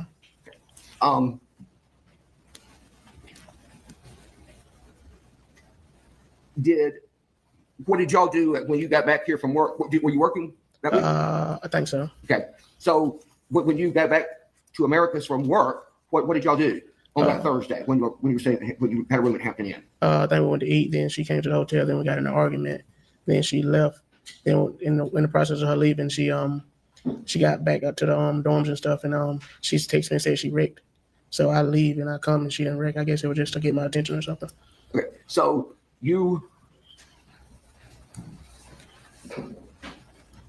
she left the hotel, went to the dorm, and she told you that she'd had a wreck. Correct. You psycho. And what did you do? I left and went to find her. And you said that she had not had a wreck. Correct. So what happened from there on Thursday? From there, she went back in the dorm. She got her stuff and she came with me. So she ended up going back to the hotel with you? Correct. All right. So then Friday, what happened on Friday? What did you do on Friday in relation to you and her, in relation to each other? What y'all do? I think we got up. I think we had a long conversation or whatever. Then said we'll fix things. We went in and ate Zaxby's. Then I think I went home. So you went home on Friday? Yes. Did you end up coming back to Americas that week? Yes, Saturday. Okay. What prompted you to come back to Americas on Saturday? Saturday, she texted me and said, let's go eat. I said, where you want to eat at? I can meet you halfway. She was like, let's meet in Albany at Chipotle. I said, okay, cool. Let me go get yours. She's like, bring JD. So I said, okay. I said, you sure? She's like, yeah, bring JD. Hello, my three sons. Hi, darling. So she suggested that y'all get something to eat. Correct. And then you told her that you had JD. Yes. And her response was bring JD. Bring him? Yeah. Okay, so you were going to go meet her in Albany at Chipotle. Correct. And what happened when you got to Albany? I met at Chipotle. We walked in and they was playing. I had them in my hands and they was playing or whatever. Then she got them. Then Chipotle didn't have nothing like on the menu or whatever. So we went to walk out and they was in front of me. So I hold the door for them and another couple walking in. So I had the door and JD didn't see me. So he made a whine nose like he couldn't see me. So he started crying. I got him. She got a little attitude and got in her car. Then she said we're going to Sephora, the makeup store. Then I followed her to the makeup store. Then we went in the makeup store and she got what she wanted. Then when we got out the makeup store, she was like, let's get him something to eat. I said, okay, cool. Then I put his, she told me to put him in her car. So I got him out of my car. Why did she tell you to put him in her car? She wanted him. I wonder if she wanted what? Wanted him to ride with her. I wonder if she wanted him so she could hit him and stuff. I think she was hitting this baby all along, y'all. I mean, I don't think that when she unalived him was the first time. Like you heard the dad say that he had like a bruise and stuff. I think that she was asking to get him so she could hurt him because he cried. She didn't want him to cry. Like she hated this baby. She was jealous of him. So I think that's probably why she wanted to put the baby in the car so she could turn around and smack him. Why? Did she give any explanation? Did she say anything about it? No. Were you drunk? No. Had you been drinking? No, I poured a cup. So I put him in her car. Okay, so had you been drinking when he was in the car with you? No. So then she said that he could ride with her. Correct. And y'all went from the makeup store to McDonald's. What'd you do at McDonald's? I parked to the side and they ordered food and got it. And after we left there, we went to Kangaroo to get gas. I filled up our car, put gas in my car, and I went to America's. Did you order food for JD at McDonald's? Yes, she did. Did he eat? She said he had a couple fries. That's about it. But he ate before I picked him up from my sister at my house. All right. So you got food, or she got food there for him. Did y'all not sit down at McDonald's and eat? Or? No. It was already late, so we was trying to get back to America's. Okay. So he was in her car. Correct. And she was giving him food in the car. Right. And she said he ate a couple of fries and that was about it. Right. Then he was asleep when we got there. He was asleep. Yeah, He fell asleep. Yeah, when we got to America's.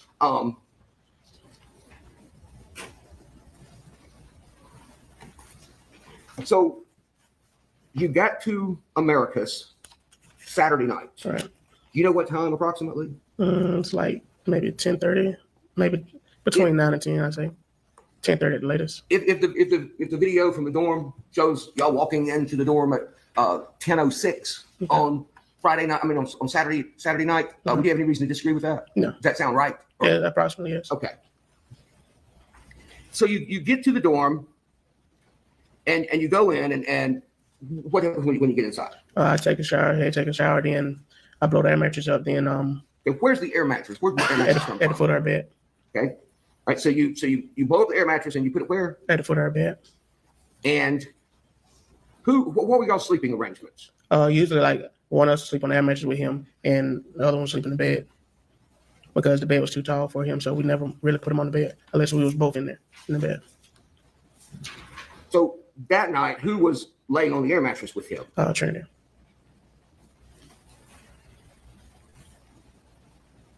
What did you do after you laid down on the Had bed? hot and cold. I was watching TV, then I eventually fell asleep.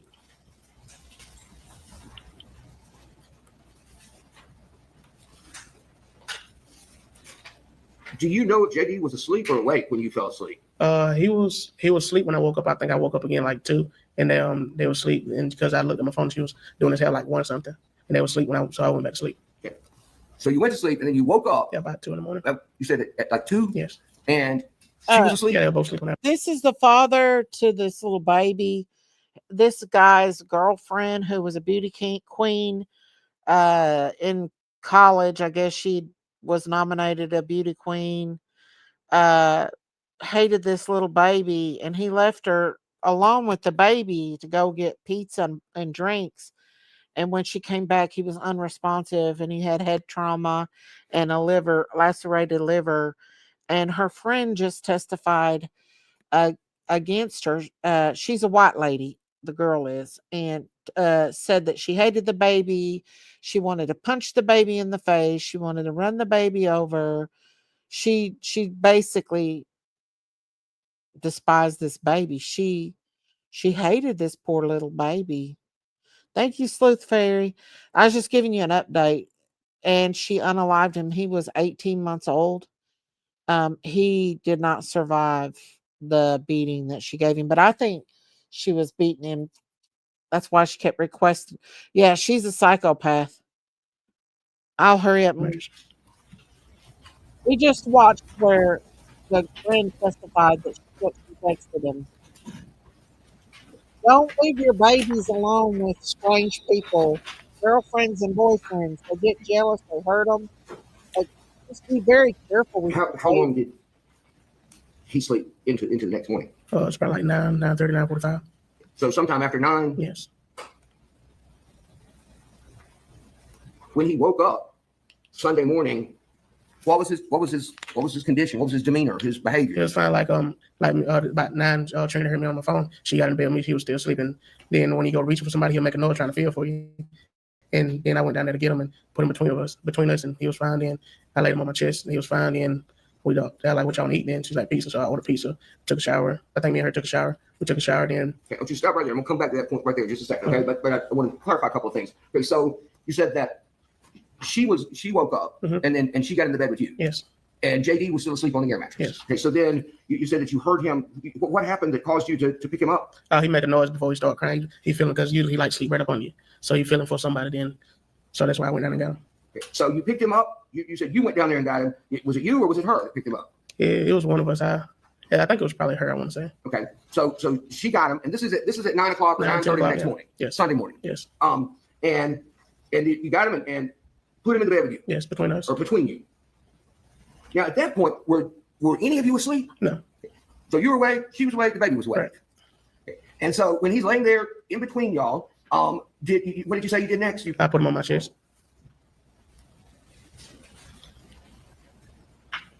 And then at some point y'all started talking about getting something to eat. Correct. So that's where we were a minute ago. You were telling this, or you said, and then they wanted to get something to eat. So what happened from there? We took a shower. Got him dressed, and I sat him in a chair before I got ready to leave. She gave him some Mountain Dew and like a Frito, the real is Frito, like the barbecue twisted chips. Okay. And he was sitting there eating them or whatever. And I left, and when I left, I took the trash out because what she had in there. Okay. So you said that when she's there after the shower, that you sat in a chair. What chair did you sit in? It's pink. It's like a pink. Okay. The chair that's like right there next to the bed? Correct. Okay. And somebody gave him some Mountain Dew. Yes. And what? Gave him Mountain Dew and what? Frito chips, barbecue kind. No, I'm sorry. I was trying to flip with one hand and I could have just a second. Okay.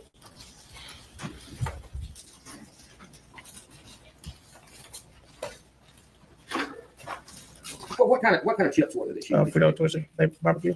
Freedom Twisters. Yes, barbecue. Okay. I'm sure what's been admitted steaks at 11. Can you see what you're talking about in there? In Yes, that picture? and the Mountain Dew. Okay. The steak's 10. What's this blue cup right there? It's Sippy Cup. That's what the Mountain Dew was in. Okay, there was Mountain Dew in that. Correct.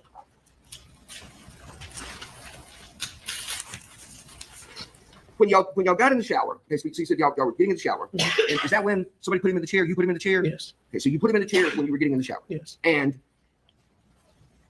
is that when he got the drink and the chips? Yes. Okay, and where was he when you got out of the shower? We sat in the chair watching the show. Was he awake? Yes. Did he appear to be normal? I mean, was he in the same condition he was in before? Yes. Did y'all get out of the shower at the same time? Or? I think I got out right before her. When you got out of the shower, what did you do? Put my clothes on. Did you do anything in connection with JD or? He was still sitting there, and I told him bye when she got out the shower. And so when she got out of the shower, you told him bye. Oh yeah, I said I'll be back. And he waved. Okay, where were you going? I went to Walmart get her some stuff for what she asked me for college, and I went on Peace Hut.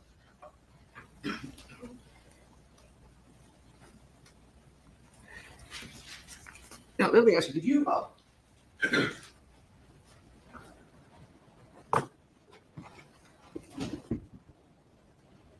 You were providing Where he comes back and finds the a baby. video of you in the car with JD when you were coming up from Colquitt. Yes. You were giving that to the GBI. Yes. Okay. And who was in the car when you took that video? Just me and JD. And what day was that? That was Saturday. That Saturday. And what was my number?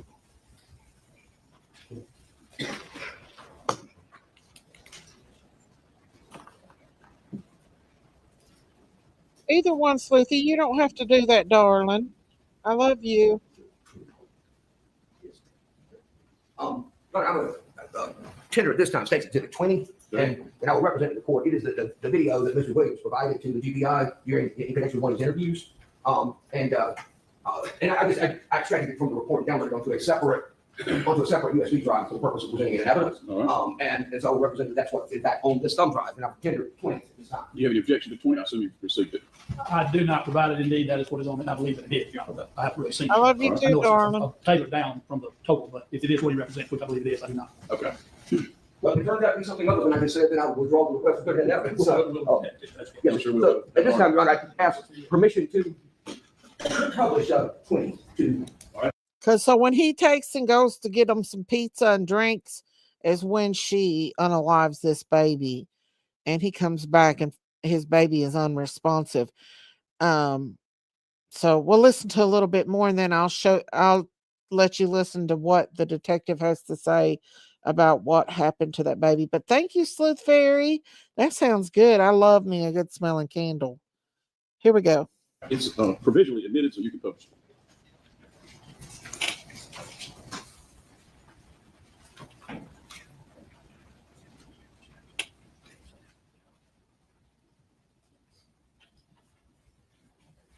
I'm currently running this channel with my other channel right now. If you've not subscribed to my Beautiful Designs channel, which is going to be a new conspiracy channel, go on over there and subscribe. Or you can watch this on that one, either one.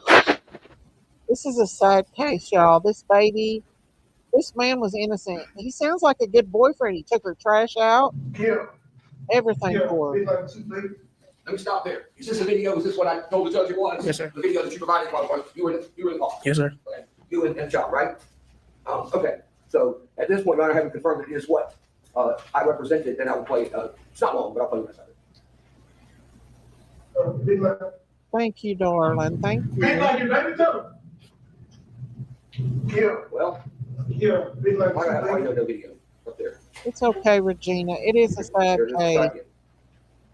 Look at that. This is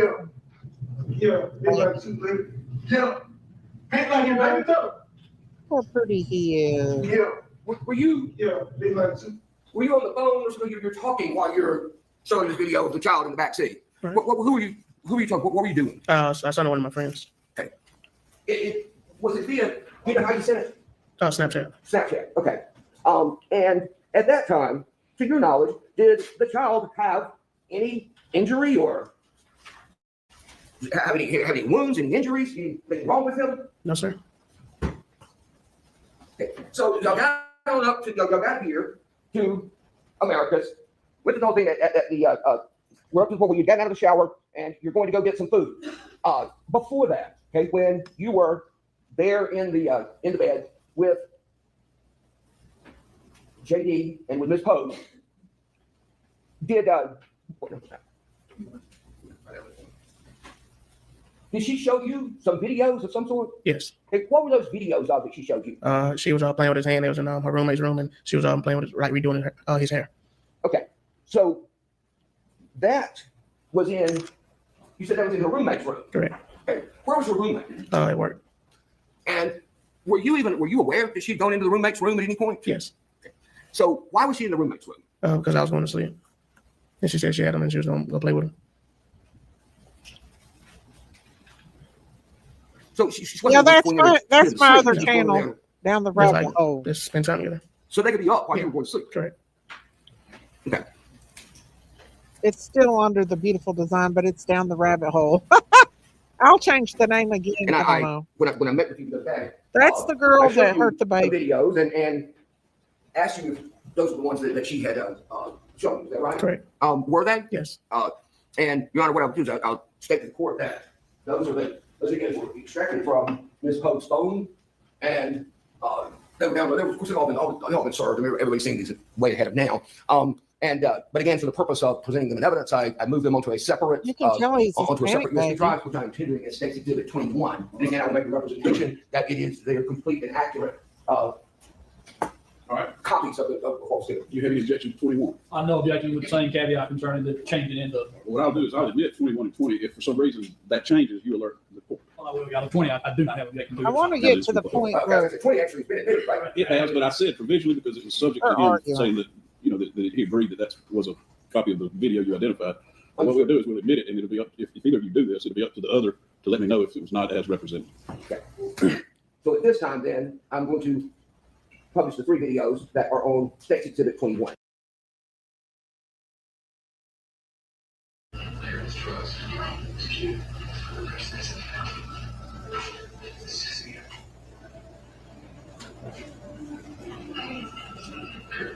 That's what. look how cute he is, you all. That's her with In the him. second one, I'm playing this one, Your Honor. Oh. Oh. Now, this video was done that night while you were asleep. Correct. Okay, so is that what the child was wearing when he went to bed and he woke up the next morning? Yes. Is that the same sippy cup that was sitting on the dresser? Yes. Looks a little bit gray. And is he drinking Mountain Dew at 12 or 1 o'clock this morning? Yes. Okay. So what if he And is? there was a third one. There was another one. What does that have to do with the case? Let's just take a few steps walking. Is that right? Oh, yes, sir. Okay. Let me show that one now. Want the same one she showed you from that night before? Yes, sir. And that's still in Paris' room. Correct. Oh, Does he appear in any way to be you? yeah. Does he appear to be behaving in any way that is different than you would normally expect him to behave, especially late at night? No, sir. Now, I think you said earlier the child had fallen asleep in the car coming up here from Albany. He fell asleep in the car. That's what I said. He fell asleep in the car. Yes, correct. So he had slept some already that night, Yes. which might explain why he's still up when y'all are going to bed. Correct. Okay, so that Sunday morning, you left. You know, I think he's trying to make it look like because he left the baby sit up at night that it aggravated her, like she's justified to beat this baby to death. Like, really?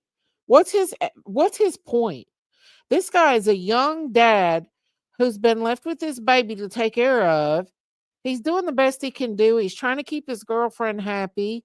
He's trying to keep his baby with him. Like, why is this? I don't know. I don't get it. Anyway, here we go. To go get pizza and stuff at Walmart, right? Correct. How many times did you leave to go to? Did you leave the dorm room that morning? No. When I left, I went to Walmart and a Pizza Hut. Okay. When you left, you came out. Were you carrying something when you came out? I had trash bags. I was taking the trash out. Why were you throwing the trash away? It was trash, just like diapers and stuff she already had. Hi, Miss B. Are you okay, darling? Was there anything in the trash that you, or to your knowledge, heard, or that anybody was trying to hide or throw away? No, sir. I mean, dispose of in some way to keep it from being found? No, sir. Just regular old trash? Regular trash. Drink cups and bottles and wrappers Thank and you, Regina. makeup wipes and Correct. diapers and so forth, right? Yes, sir.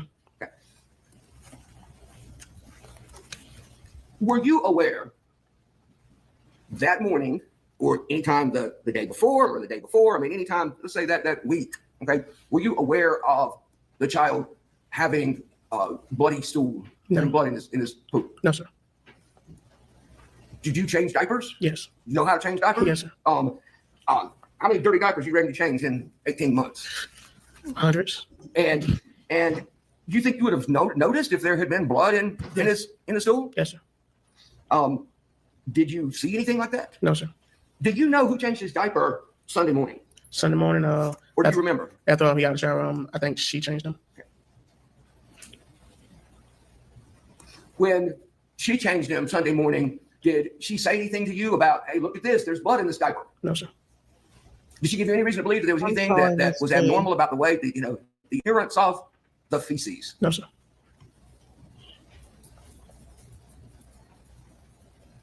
What was JD physically doing at the time that you left? The time you walked out the door, you said, bye, I'll be back. What was he doing? He was sitting in a chair watching Katuri, eating chips and drinking Mountain Dew. What was he watching? Katuri. Naturia? Katuri. Katuri. It's like a little kid show with birds and stuff. He was like fascinated in birds. And I'm not going to worry about putting it up on the screen, but where in the, I think there's a shot of that. Yeah, in State's Exhibit 12, can you see the TD? Yes. Where is it? Right there. Okay. So you see it's like on that, sitting on a black cabinet. Is that a refrigerator? Yes. Sitting on? Refrigerator. Right in front of the pink chair. Correct. Right? And that's where the TV is. So he was sitting in the pink chair looking at the TV. Yes. Was there anything abnormal about his demeanor when you were leaving? No, sir. Oh, in that 3 minutes or 5 minutes that you got out of the shower, 3 minutes or 5 minutes or whatever ahead of her, Correct. you said, or I think you said a couple of minutes before she did. Yes. Did you do anything to harm JD? No, sir. So you left, went to Pizza Hut and Walmart. How long were you gone? Maybe 30 minutes. When you went out the door with the trash bags, was that the same trip was that the same trip out the door that you left to go to Walmart? Yes, sir. Okay, so you didn't go in and out twice. No. Okay, took trash out, got in your car. All right. Okay, so you were gone about how long? 30 minutes. Where did you go? I went to Walmart first. Then I went to Pizza Hut. If the receipt in the Walmart bag, look at this. What'd you buy at Walmart? Walmart, I got ice trays. I got Mountain Dew. I want to say Dr. Pepper. And I think it was like some cheeses or something. The duo kind. Okay. So you stayed 16. Is that the stuff that you bought at Walmart? Correct. I can slow it down State if you want. 17 is a roll up of the receipt or photograph of Slow the it receipt that was in the bag. Can you read the time on there? The time At the bottom. 12/14. 12/14 on what day? January 14th. January 14th. Okay. Well, he was 12/14, only does gone that for sound about right? 30 minutes. Yes, sir. That'd have been about the time you left Walmart. First Yes, for sir. you, Miss V. So when you were on your way back with pizza, Hey, Mama. Hey, darling. what did anything happen? Did you get Good night, darling. any information? Anything happen in terms of communications with Trinity? When I was pulling back in on campus, she called me, and by the time I went down to the phone, it hung up. So Okay. So you're driving. You said you were on campus. Where were you on campus when she called the first time? I was probably just from the turn in the parking lot. Into the parking lot from her dorm? Yes. Okay. So and the phone rang. Yes. Okay. What did you say? She hung up. It hung up. Okay. Then it was followed by another call. Okay. Then you got another call. How long was it between the first call, Welcome, the one honey. that hung up, and then the next call? Maybe 30 seconds, 20, 30 seconds. And when you got that call, did she say anything to you? Yeah, I just heard JD. That's all I heard. Okay, so she's calling, but she didn't actually say. Yeah, I guess she was saying something's up or yeah, whatever. It just said JD. That's all I heard.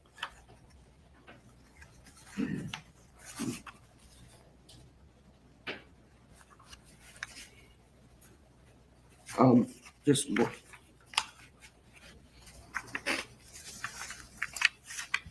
Well, Is anybody still comfortable? Does anybody need a recess? Just to make sure. It's been about an hour and a half. Okay. well, I was looking for something in particular. I'll find it momentarily. Credit to Law and Order. And so she called, and you heard her saying, JD. Yes. Where were you? I was getting out the car. You were getting out of the car. Yes.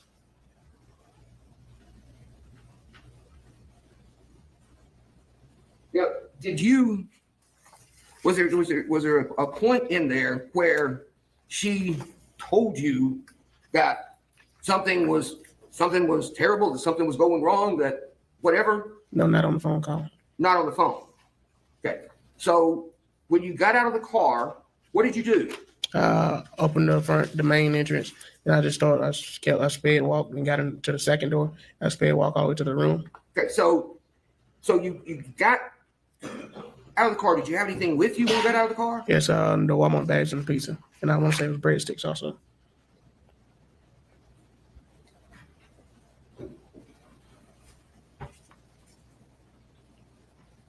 You probably just didn't realize And- that the baby was hurt at that time. So you got through the door that goes onto the hall of the dorm, right? Correct. And did you then get some idea that something may be wrong? No, I didn't know what was wrong. Okay. So, but she called, you'd heard her saying JD. So Yes, I sped walk there, okay, you mean sped walk? like walking very fast. Okay, so you walk fast down the hall with Yeah. stuff. Okay, when you went through there and you went into the room, what happened when you went in the room?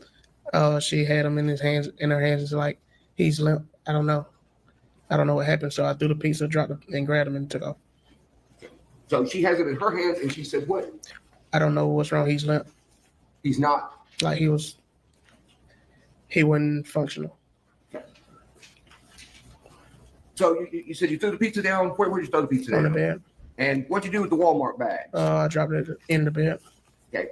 And then what did you do? Grab him and leave Okay. When you grabbed him and left, how did you leave? Where'd you go? to the emergency room. Did you go by yourself with him to the emergency room? Yes.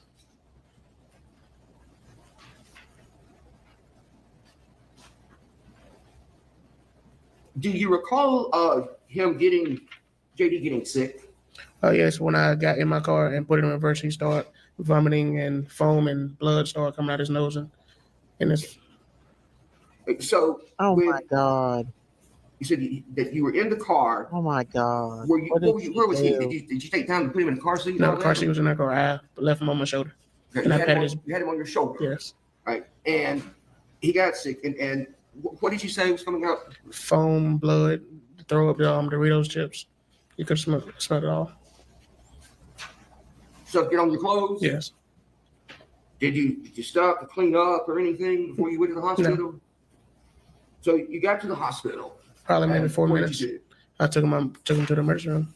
Okay. When you got to the emergency room, what happened? The doctors or the nurses came back and got him, and they didn't want to let me back that just then. Then that's when the security said what's going on. He stepped me outside and asked me what was going on. All right, so let me we're gonna get to that in just a second. So you said that the nurse got him. How did she get him? What did she get him? They put him on a journey. Like they told me to put him on a journey and took him to the back. Did she take him from you? Yes. The nurse took him from you? Yes. Okay. All right. And then took him to the back. Yes. All right. And then you said somebody came around and said something to you. Yes. Who was that? A security guard. And what was that conversation? You asked me what was going on and what happened.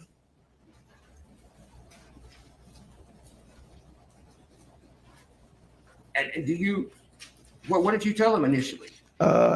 Initially, I told him I didn't know he was with my girlfriend. Then when my girlfriend got there, when she got there, she said he fell off a chair.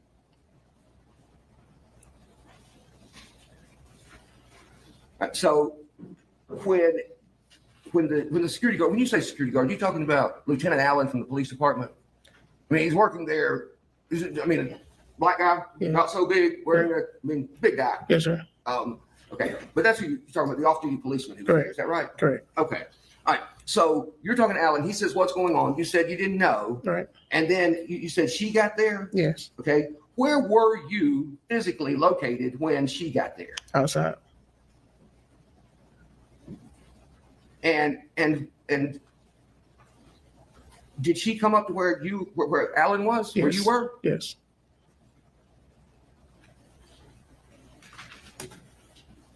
Do you know if did she go in the hospital first? Did she come out of the hospital? Did she stop anywhere else, or do you know? I don't know. Did you go in the hospital and get her or anything, or were you?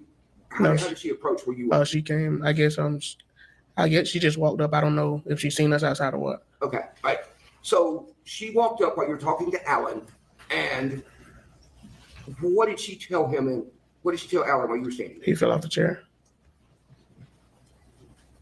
Was that the first time you heard Yes, of him falling off the chair? Yes.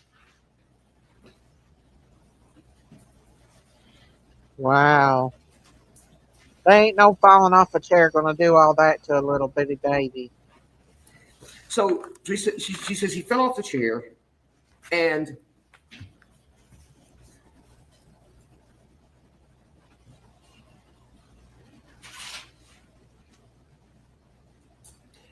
did some other officers come up there while you were talking to Alan? Yes.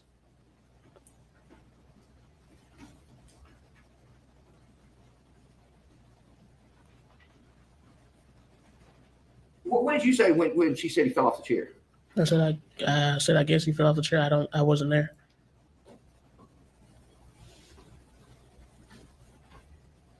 So did you have any knowledge of your own of him falling off the chair? No. Or him falling in the chair? No. Or him rolling off the bed or anything else? I had no knowledge of that.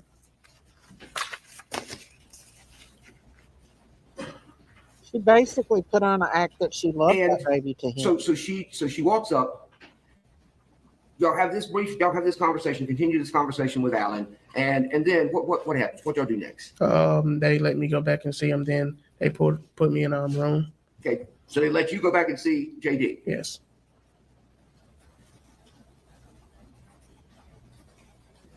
Now, did anything come up about you signing a release or you signing a consent to treatment or signing any documents or anything come up about your relationship with JD? Yes. I told him I was his father. Okay. Did they require any further information from you or whatever regarding that? No, I don't think so. Okay. All right. So you went back to see JD, and where was Miss Poague at that point? She was still outside talking to the officers. Did she come in? Yes. Afterwards? Yes. Okay. Where did she go? Where did you go when she came in to where you were? They put us in like a room off, like out of the lobby, but it was like a room they put us in and waited to tell us the results or whatever. Okay. So y'all were both in one room? Yes, together. And when you're in that room, was there? Did someone come in to tell you? Did one of the medical personnel, doctor, nurse, somebody come in to tell you what was going on? Yes. Okay. When they came in to tell you what was going on, were you on the phone with anyone, or did you ask him if you could call someone? Yes, I called my cousin. Okay. Who was your cousin? Joni. She's a nurse. Why did you want her to be on the phone when they were telling you what was going on with your son? Because she was a nurse and she was like the last relative I talked to. Was your sister there then? No, not yet. Was she on the way? Did you notify her, told her? Yeah, she was on the way. Okay. So you did you do anything to make it so that Joni could hear what the doctor said when the doctor came in to talk? Yes, I put him on speaker. And did you get a report from the doctor and she hear the report from the doctor? Yes. What was, if you can recall, what was your understanding of what they had found or what his condition was right then? A cracked skull. Wow. Was there some conversation or communication about possibly transferring him to another facility somewhere? Yes, airflight him to Atlanta. Did you consent to that? Yes. So did that ever happen? No, when the helicopter landed, they said he wouldn't make it to the helicopter. They said he wouldn't be able to make it to the helicopter. Yes. Okay. when the doctor was telling you the news about the condition of your child, was there something said by Joni that caused Ms. Pogue to react in some way? Yes. Okay. Mr. Williams, when we broke, the question I had asked you is when you put Joni on the phone and she heard the report from the doctor, did she make a comment of some sort to which Ms. Pogue then reacted? And I think you said yes. Is that correct? Yes. Okay. What was the statement that Joni made If when she heard the report from the doctor? If the baby dies, somebody's getting charged with murder. If the baby dies, somebody's going to be charged with murder. Wow, she knew, didn't she? When that statement was made, did Trinity Pogue's demeanor or expression appear to change in any way? Yes. How did it change? Like what was her her reaction to the statement, and then what did she do? She got up and said, "I'm going to call my parents." Okay. So did she leave that room then? Yes. From that point forward, was there another time that you and Ms. Pogue were in a room or whatever together? No.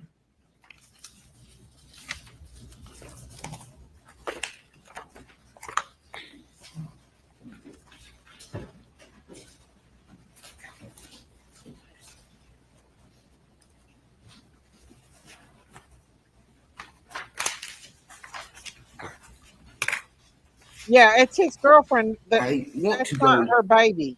backwards a little bit to His girlfriend is the one a couple things that that killed the baby. don't think I covered in Her much mom detail. was in Mexico. So let me go back to earlier. You said that week when you'd been in Americas and you stayed at her room, and then you'd gone to work, and then you came back, right? Yes. And then you got a hotel room on Thursday night, and you told about what happened there. Right? Yes. Okay, so you said that y'all had been fighting or arguing throughout that week. Well, do you recall what it was you were arguing about? It was an argument about she went out and she went to one of her friends or somebody else's room and they were smoking marijuana, and I didn't like that. Okay. Was part of what was going on between y'all, was there anything that was going on between y'all that had to do with her not returning some phone calls or messages or something that you had sent? Yes, that's what she was doing. That's why she didn't answer me. Okay. So she was at a party or something and she was with other people and she didn't answer when you called her? Yes. Okay. And I mean, what was your reaction to that when you didn't hear from her, when she didn't answer or you didn't hear back from her? I was home at the time. I'm sorry? I was home at the time. Okay. But I mean, what was your reaction to that? Did that, I mean, were you upset about the fact that she wasn't responding to you or whatever? Yes. Okay.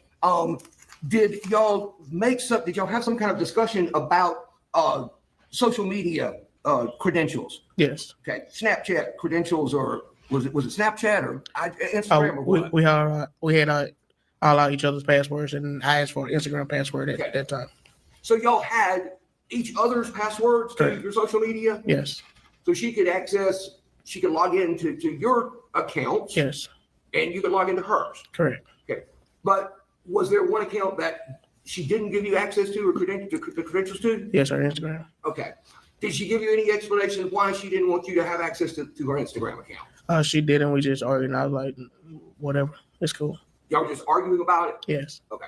And did you do anything about the fact that she, for whatever reason, she didn't want to let you have access to that particular account? No. Build a website you love with Wix. Hang on just a second. Let's skip it. Wow, she's dirty. The kind of the trying to make nice, make up, got a hotel room so y'all could, be away from the dorm and so forth. Yes. And were y'all back on better terms again? Yes. By the end of the week? Yes.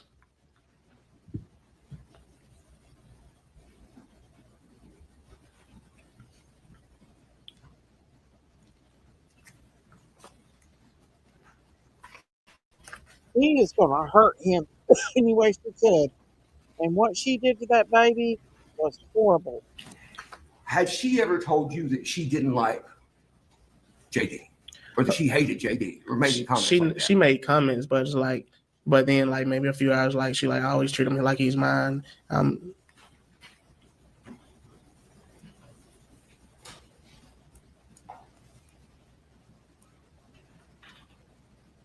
She's crazy. Did she make comments Poor about baby. whether JD liked her? Yes. Okay, what were those comments? What was her? She was like, he statement? don't like me. I said, you got to give it time. Okay. She said that he didn't like her, and you told her that she would have to give him time. Baby.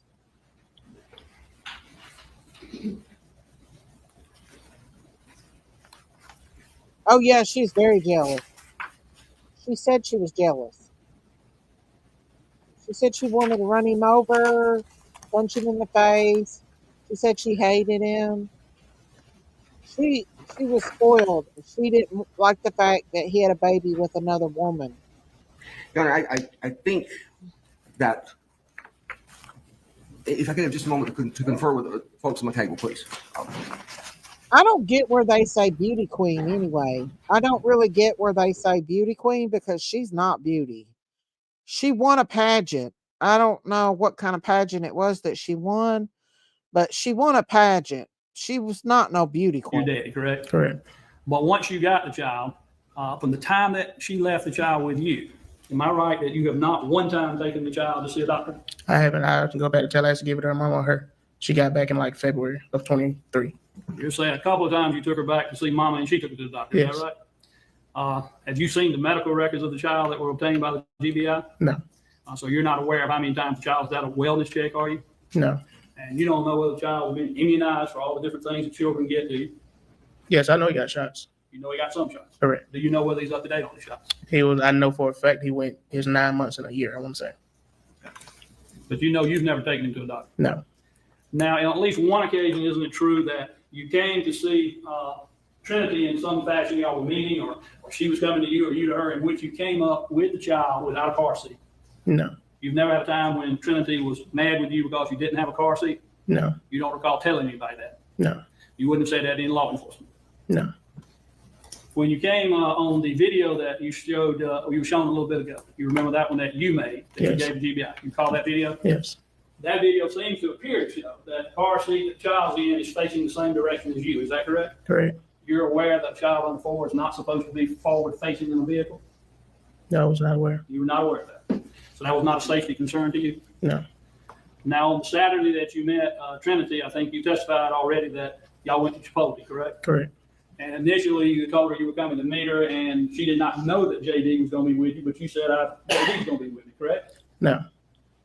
You didn't tell her JD was going to be with No, you? she told me to bring JD. Okay, so you're saying she just said bring JD. Correct.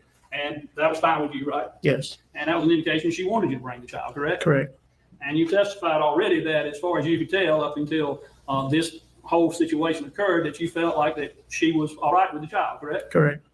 And most of the time when you would bring the child around her, isn't it true if y'all went somewhere like walking in the store, more times than not, she would be the person carrying JD? Yes, she wanted to carry him.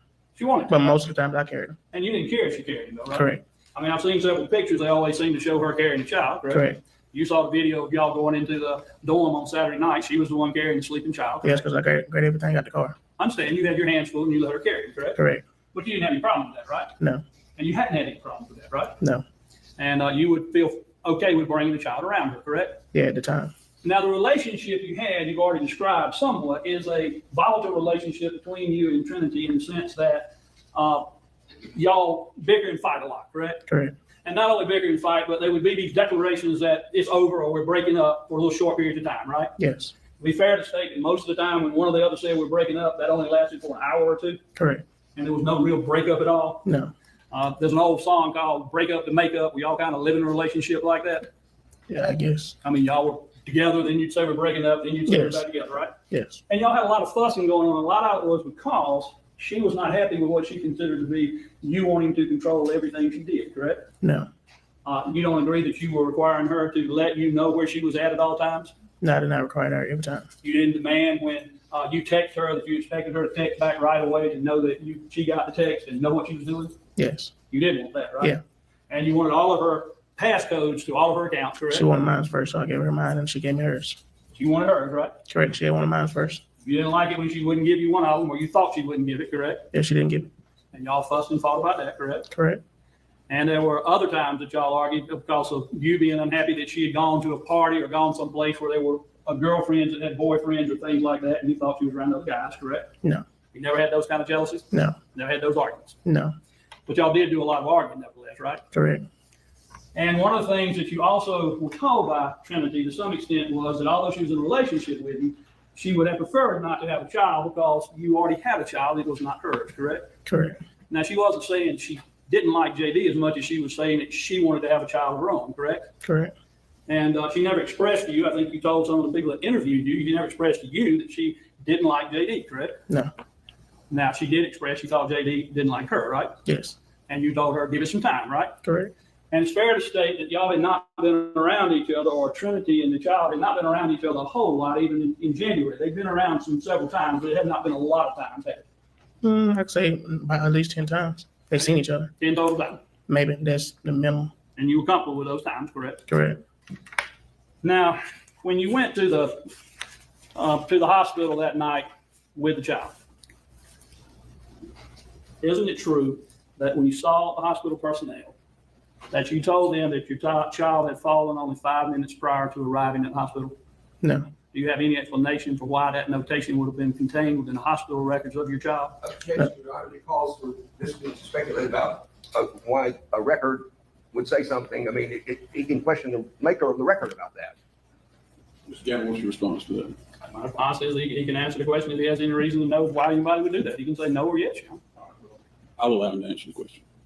Repeat it. Do you know any reason why the hospital records of your son at the hospital would have a notation saying that you had said that? Yes. Why would it say that? Because she told the officer that. So that's what she told me. Confuse you with her? No, but she told me and the officer that, so that's what I was told. Did you also tell Lieutenant Allen that the child had failed? Yes. You did tell him. After she told me. Now, on the night the day of Sunday when this event occurred, you testified about how y'all woke up in the morning, correct? Correct. And then y'all were all together for a bit. You said you put JD on your chest, correct? Correct. And I don't know how long that would be, but I assume if you're like most folks, you do that, but you don't last a long, long time. Was that just for a short period of time they laid on your chest? Yeah, a short period of time. And you said that y'all discussed a few things and then ordered some pizza, correct? Correct. So we can know if the time frame for that would have had to have been getting close to 11:30, 12 o'clock, correct? Correct. Because we know that you left to go get the pizza sometime like that right before 12, correct? Correct. And I assume you had enough time to feel like that order to be filled when you got there, right? Correct. And you also said one other thing that you had talked about it, and then you ordered the pizza, and then y'all went and got up and took a shower together, correct? Correct. So that would have been before you went to get the pizza. You took a shower, correct? Correct. But after you ordered the pizza, right? Yes. So the time that it took to take a shower would have been time that the pizza could be prepared, correct? Correct.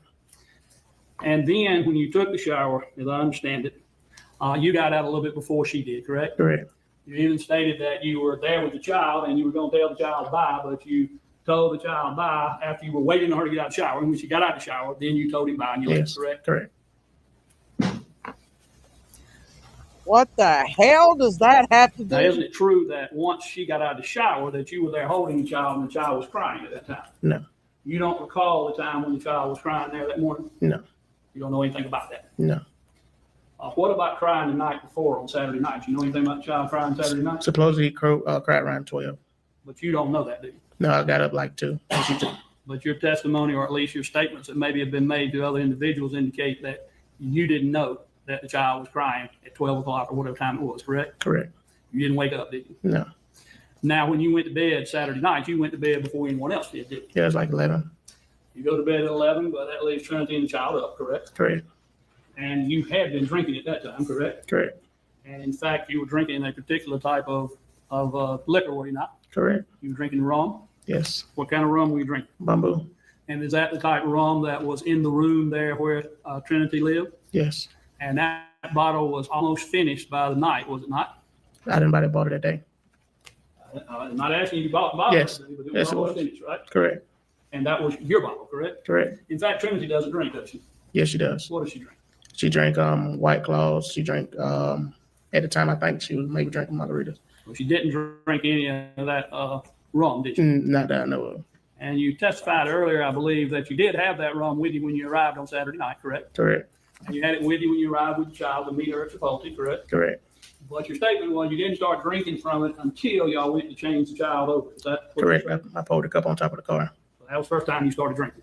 Yes. But y'all decided to go ahead and move the car seat out of your car into her car, correct? Correct. When he died, he was 18 months. When she killed him last year, he was 18 months. And move the child from your car to her car, correct? Correct. So y'all didn't drive to Sumter County, correct? Correct. But it didn't have anything to do with the fact you'd already been drinking. I started drinking after he was out my car. I poured the cup after he was in her car. Now, you testified, I believe, earlier that although you had never hurt the child, that you were okay with certain corporal punishment like popping him on the hand, correct? Correct.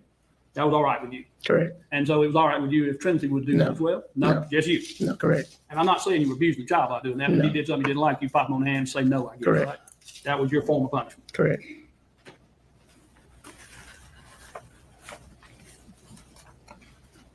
It was okay for him to whoop his baby. He didn't want nobody else to. I feel bad for him. Look at her.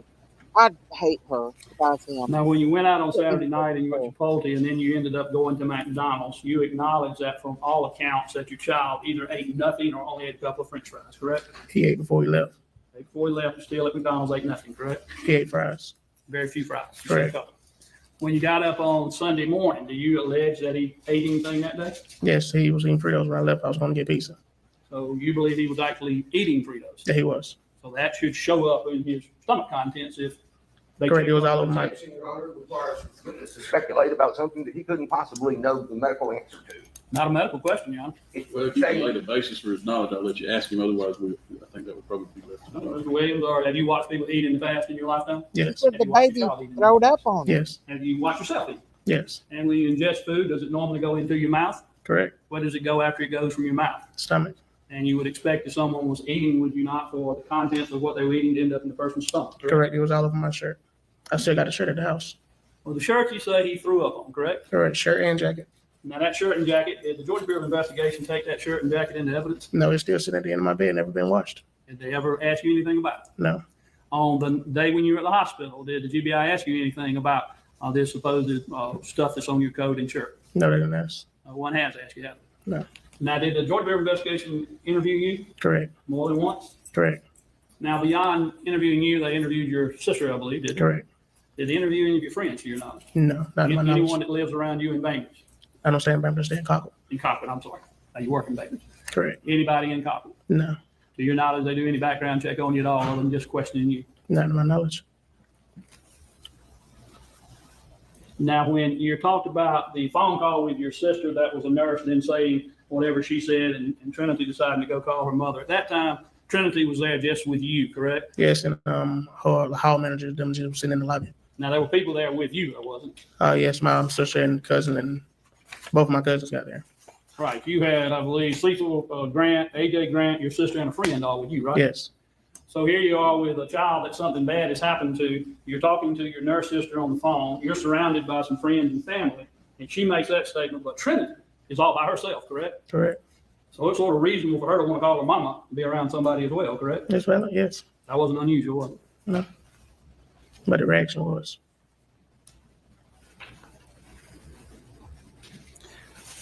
Now, you said you didn't hear your child crying in the night before, but you are aware that people in the dorm claim that the child was crying during the night, aren't you? Yes. And you were told by Trinity that the child fell off the bed, were you not? No. You're claiming you didn't know that? No. Falling off a bed does not cause that kind of injury. I don't give a damn what anybody says or what he's trying to make it look like. A baby does not get that severe injuries from falling off a bed. Now, your child at times, JD at times, would have a mark on one of his cheeks, would he not, from some type of rash that he had from time to time? Eczema. Asthma. And that was something that would come up and be red looking or something of that nature? Yes, like light red. Sometimes it almost like a bruise, correct? No, never looked like a bruise. It'd be a noticeable mark on the face, though, correct? Yes. It usually comes and goes away the same day. Right. Within hours. You'd have that from time to time, correct? Time to time. This man is being very honest. Now, on the night before the hospital of Sunday, you'll acknowledge that Trinity is the one that bathed the child that night. Correct. And Trinity is the one that put the clothes on the child to go to bed, correct? Correct. And Trinity even did the child's hair that night, correct? Yes. After my sister did it the same day, she was just fixing it. But it wasn't unusual for Trinity to do those type of things, was it? Correct.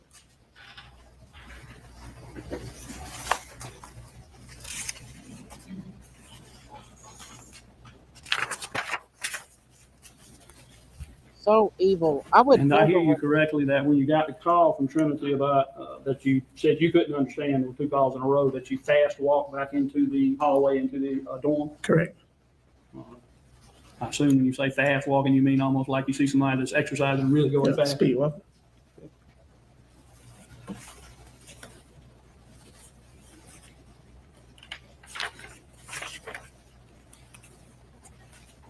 Now, the night before this occurred and in the morning, isn't it true that Trinity had been telling you that she just really wasn't ready to deal with this whole situation with the child and you, and she wanted you just to go back and it was time to break up? No. You weren't upset about that morning? No. You weren't hungover that morning? No. Those things weren't playing into your mind and things that were going on at the No. time of that morning? No. How far is it to the pizza place from your dorm? I don't got no dorm. Well, her dorm, I'm sorry. What, 10 minutes? Maybe? It's here in Americus? Correct. That's all the questions I have, yeah. I mean, what was his Mr. point? Lim, do you have any cross-examination or further direct? What was his point? I didn't. Damn. None of the excuses gives her right to hurt this little baby. I mean, I don't see how he can stand to even look at her in there. I wouldn't be able to stand to look at her after what she did to this precious little baby. It's disgusting. I can't stand it when people take up for murderers. It makes me so mad, y'all. I don't really believe this guy even knew that she would hurt that baby, or even thought for a minute that she would hurt his baby. Crazy, y'all. And sad for him, the little one. Don't leave your babies with people you don't know. Girlfriends, boyfriends. If they express any kind of resentment towards your babies or your children, run very fast away from them. Who's this lady here? That's not the mother, is it? Where's the mother at? They said the mother was in, but she's Hispanic. That's the sister back there? The other day. I wonder if that's his sister. To ask you some questions and talk to you about Who's this testimony, lady back coming here? to court and all that. Is that right? Yes, sir.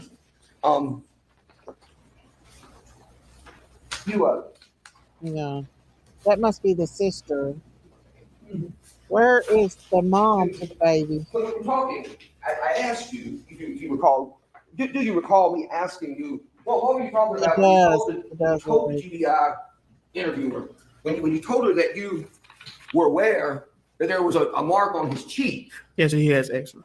Yeah, that you were aware that there was a mark on the cheek, but it wasn't a bruise. No, Is that correct. right? Correct. And in fact, when I met with you, do you recall me showing you a photograph from it was actually taken at the autopsy? Correct. And I, what did it was a mark that was on his right cheek. What did that? Do you recall what I asked you about that mark? It was a bruise. Okay. Poor Do you recall baby. me asking you if it had been there before? Yes, yeah, I remember you saying that. Was that the mark you were referring to when No, you sir. told him you knew he had a mark on his face? No, sir. Had you seen that mark on his face before? No, sir. When the eczema appears, I'm going to show you 22 and say it's 22 and 23. You remember you sent me some videos, is that right? Correct. And I'm going to represent you too. These are just screenshots from the videos. Okay, do you Correct. recognize the photographs 22 and 23? Yes. And do you recognize those being from videos that you had taken on your phone? Yes. Okay. So on stage 22, is there a portion of his face that shows one version of the eczema, what it sometimes looks like? Yes. And where is that on here? Right there. Okay, you pointing to his left cheek? Yes. Okay. Your Honor, I would tender stage 22 at this time. No objection, Your Honor. Submitted without objection. Okay, so what you're pointing to on his left cheek is sort of a white patchy looking area on his Yes. It's cheek. dry Is that skin. right? Yes, dry skin. Okay, dry skin. All right. And then the other sort of manifestation of eczema when it appeared on his face was what? Eczema. You know, what did it look like? If it wasn't the white patchy. It's like a little light bright red. Okay. All right. And is that what's shown in State Exhibit 23? Yes. Tender States Exhibit 23 at this time. A previous bruising for that precious baby. Okay. And no, I'm not going to put these up there, but if I just have a moment to point to the tree, can you come up here and if he's got there, points to it. Okay. Like, will you point for the jury what you're talking about on this picture of him as a baby, where you were talking about the eczema showing up.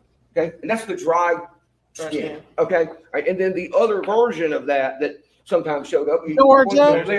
Georgia. Okay. Like the little red dots or whatever up on sort of rosy cheeks. The girlfriend, for those of you all coming in, the girlfriend was a beauty queen at this college, and he was dating her in the dorm, and she expressed how she hated this baby. She wanted to punch him in the face. She wanted to run him over to her friend. We showed it earlier where her friend testified. She didn't want to be the second baby mama. She wanted to be the first baby mama. This little baby's mama's from Mexico. She was staying in Mexico, and he was taking care of the baby. He left that morning to go get pizza and stuff. And when he came back, the baby was unresponsive, throwing up. You know, she had done some really bad stuff. We're going to see a detective here in a minute testify of what really. Yeah, I think it's Banbridge, Georgia. I'm not sure exactly, but it's really sad. She was really jealous of this baby. She seems like a spoiled brat. And just you can just tell she's evil. She's an evil woman. Red dots. Okay. Was that something, you can go back up there, was that something that was ordinary for him? Did it ever develop into anything else? Did it ever develop beyond that in any way? No.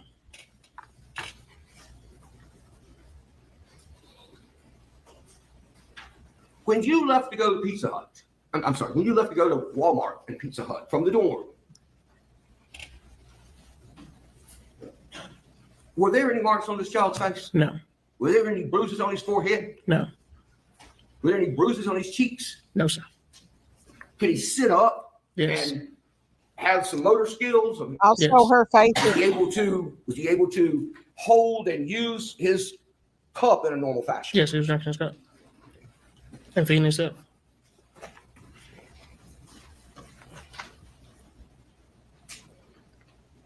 Well, you could see in that video he was holding his cup and drinking from his sippy cup in the back seat. Like, this guy had no clue that she hated his baby.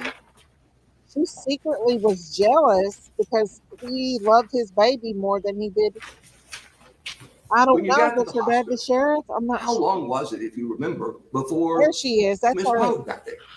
5-10 minutes. This is the bish that did it. This girl right here. She's the one that beat that little baby. Her name is Trinity Poague. And she had won a beauty pageant. And she was in a dorm, a college dorm. And he was coming over and staying all night with her with the baby. And she expressed to her friends how she hated him. And he hated her. And she wanted to run this baby over with a car. And she wanted to punch him in the face. And all different kinds of stuff. And the friend never reported it. Yeah, that's her right there. She just looks mean and evil.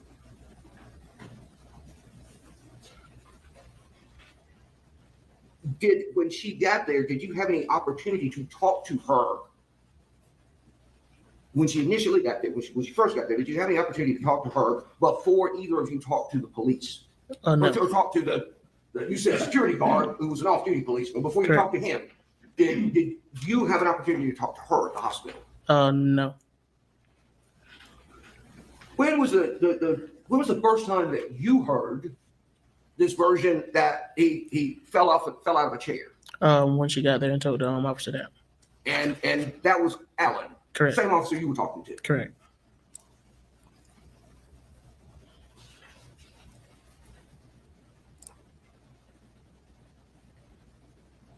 She was mad that he didn't spoil her when he was around the baby. Like, she wanted all his attention.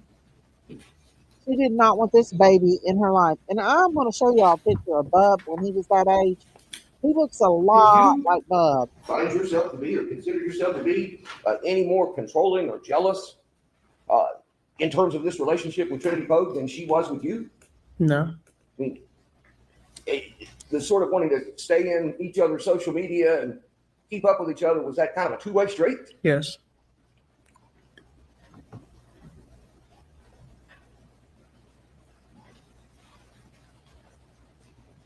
The baby looks like him.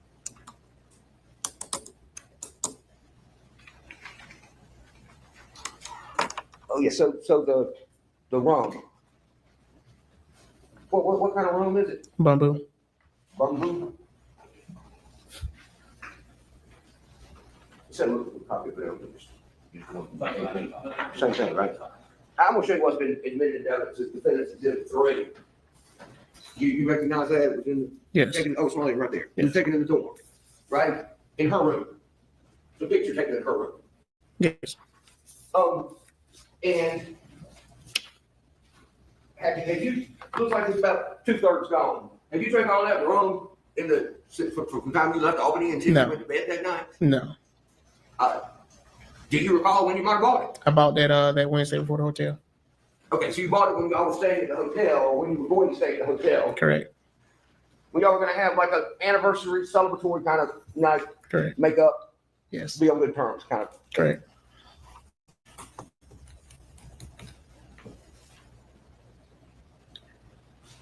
That's the end of that one.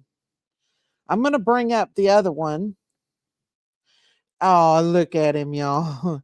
He's precious. There's another one here I'm going to bring up, and this actually tells what happened to the baby. This is also Law and Order, so let me put the link out here. The detective is going to tell exactly what kind of injuries and what she did to this baby. So I'm going to put a trigger warning out for anybody. This is Law and Crime. Let me put this out. Oh, hell. Hang on. Law and Crime. Credit to them. And I'm getting ready to pull it up, y'all. How could anyone hurt that gorgeous, angelic baby? A jealous, spoiled, rotten, entitled ish. I'm going to call her an entitled ish. All right, let's see. This is the detective, y'all. You got to before, what is my next exhibit number? 26. Before I proceed with Right, Andy. Dr. Busman's examination. This is the doctor. This is the doctor. Sorry. I will tender State's Exhibit 26, which is a complete copy of the medical records of this child from Phoebe Sumter Medical Center. I am going to say trigger warning, y'all. This is These graphic. records were received What this did to from this Phoebe baby. under a certificate of authenticity with a certificate of authenticity attached. I noticed the defense in advance that I intended to introduce the records under that certificate, and my understanding was that there would not be any objection to that. Is that Why correct? do you live Any with this objection to admission of? No, Your Honor, we would stipulate the authentic records without having to go through the litany of trying to prove that, as we know that. Let's go on and see what he has to say. With you is what you have with you the copy of the records that I provided to you for review? Yes. Okay. Just want to make sure you didn't have anything different or anything else besides that. Okay. What is your occupation? Wait just a second. Sir. Would you say your name again, please? Michael Busman, What is your occupation, sir? family practice physician, And where do you practice? Americus. Do you practice as part of a medical group, or are you in I guess what I would refer to as private practice? It's an outpatient practice that is. Okay, so a bit crazy. Must live in the same town she lives in. She was Miss Peanut for my town. Do you know much about this story? A bit crazy. Do you know about this? Did she abuse him over time or just that one night? I think it was over time, little bits at a time. But that morning, her rage had escalated. She had been talking about hurting him and hating him for a little bit there. If you go back at the beginning, you'll see the girl testify, her roommate, how she resented this baby and stuff. So there is chance she probably did abuse him. He said the dad just testified that he saw a bruise on the baby's face one time when she was left alone, and the baby always cried when he was around her. So I do believe that. Yes, I think overtime. Overtime, yeah, I do too. Like kind of overtime. She's a peanut, all right. Yeah. All right, here we go, y'all. I wish they'd hurry. Owned by Phoebe Putney Health System. And I do work. All right, I don't want to go through all that. Let's see if we can get to back to America. Came to Americas to start go by the whole illness and injury. Yes. And do you, in the course of that, have experience and training in determining the probable or likely etiology or cause of injuries or illness? Yes. Your Honor, at this time, we would tender Dr. Bussman as an expert in the general practice of medicine, including evaluation and diagnosis of injury, determination of the cause of injury, and other associated topics. Once again, trigger warning, people. Mr. Gamble, do you wish to forbear the witness? Trigger warning. No, Your Honor, we don't object. All right, Dr. Bussman will be allowed to give opinion testimony in his areas of expertise. Thank you, Your Honor. January 14th, 2024, where were you working that Sunday? In the emergency room at Phoebe Sumter. And sometime shortly after lunch that day, did you become aware of there being a patient in your emergency room by the name of Romeo Angeles or Jackson Drew Angeles? Yes. Okay. How did you first become aware of that patient's presence at the hospital? I believe the nurse told me that they have a young child that is not breathing, and they were taking him to the back, which is also one of the two trauma rooms. And I did see a young gentleman carrying a very young kid in his arms and sort of running toward that trauma room, or walking fastly toward that trauma room. And do you know how that child actually got to the emergency room? Or did you learn that? Well, yeah, my understanding was that the father who was carrying the child, drove him there and then took him out of the car and brought him in. What was the child's condition at the time he first appeared at the ER? He was not breathing, and then when they put him in the back, we noticed there was no heart rate either. So completely unresponsive. So what would have been done first? I mean, in terms of the care and treatment of this child? So when they got him in the back, we had the nurses and everybody, on the case, and hooked him up to monitors and was doing CPR. How do you do CPR on an infant? So basically, it's about breathing. Well, ABC's airway, breathing, circulation. So had to make sure there was an airway to breathe, and then use like a bag oxygen with a bag to deliver breaths to the lungs, and do small pushes on the heart to try to get the heart moving. Okay. And you indicated just now with your fingers, like you were holding up two fingers of some sort. Is that how do you perform CPR typically at least on a patient that size? Yeah, so typically with adults, you use your whole hand and go like that. But with a kid, they're much smaller, so you can't put that much pressure, that widespread of an area. So we typically just use 2 fingers and push on the chest above the heart. Okay. And that's where you would perform or apply compressions. Yes. There. Okay. Uh-huh.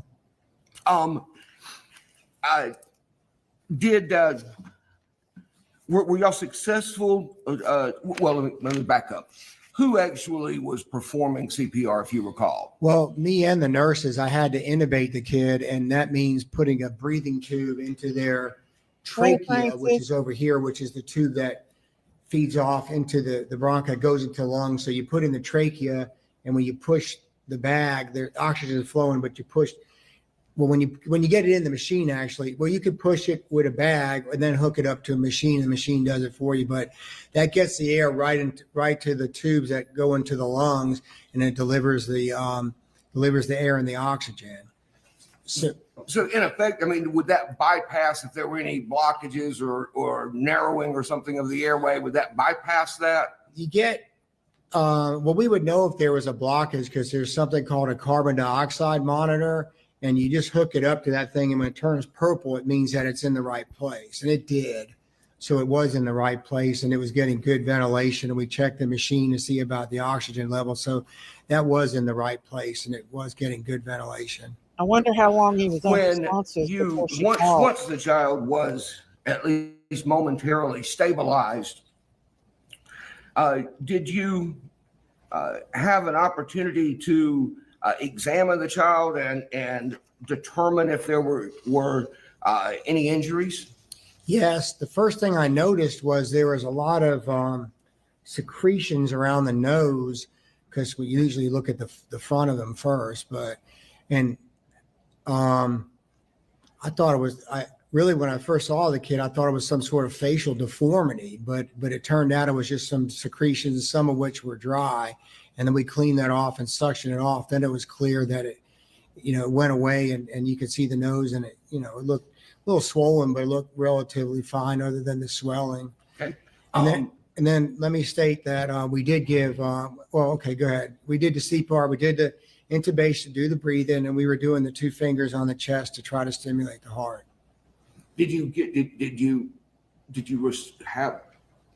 Were you successful in restoring a respiration and heartbeat? Well, we had to give medication so epinephrine and after, I'm not sure exactly how many doses, but after a few doses, we did get the heartbeat back. Yeah, that's what we do. Once you had the heartbeat back and you were cleaned off the fluid and so forth on the child's face, did you from that point forward, were you able to identify any injuries that it appeared that the child had suffered? Yes, noticed swelling on the face with some bruising, but the big one was the back of the head has really, really swollen and had some fluid in it. It was probably, I don't know about that. I don't know if you can see my hand, but about that size. Wow. Wow. And were you able at some point to determine what the injury was to the back of the head? It was obviously trauma, but the extent of the trauma, once we got once we got the kid more stable and got the heartbeat back and the breathing machine working well, and we didn't have to do CPR anymore, we did a scan of the head and we saw the extent of the injury.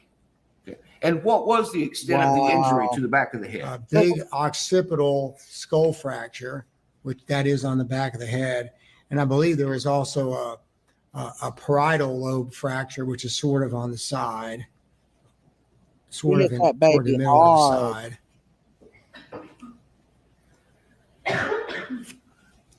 She had to, and that would explain all that fluid. Definitely the trauma. That would certainly explain the fluid in the back of the head. When you say fluid in the back of the head, what would have been the fluid? Blood. Likely blood. What blood? Subdural bleed. And what would cause an injury like that, the fracture of the occipital bone and the parietal lobe? A direct blow or trauma, some sort of blunt trauma. She hit him with something hard. That evil witch. So in other words, you wouldn't be walking around and all of a sudden fracture your occipital lobe of your skull. It would have to be from direct trauma.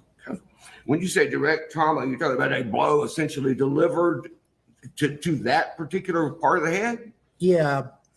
Or the head delivering, hitting something else, either way, but some sort of impact of the skull, either it hitting something or something hitting it. Okay.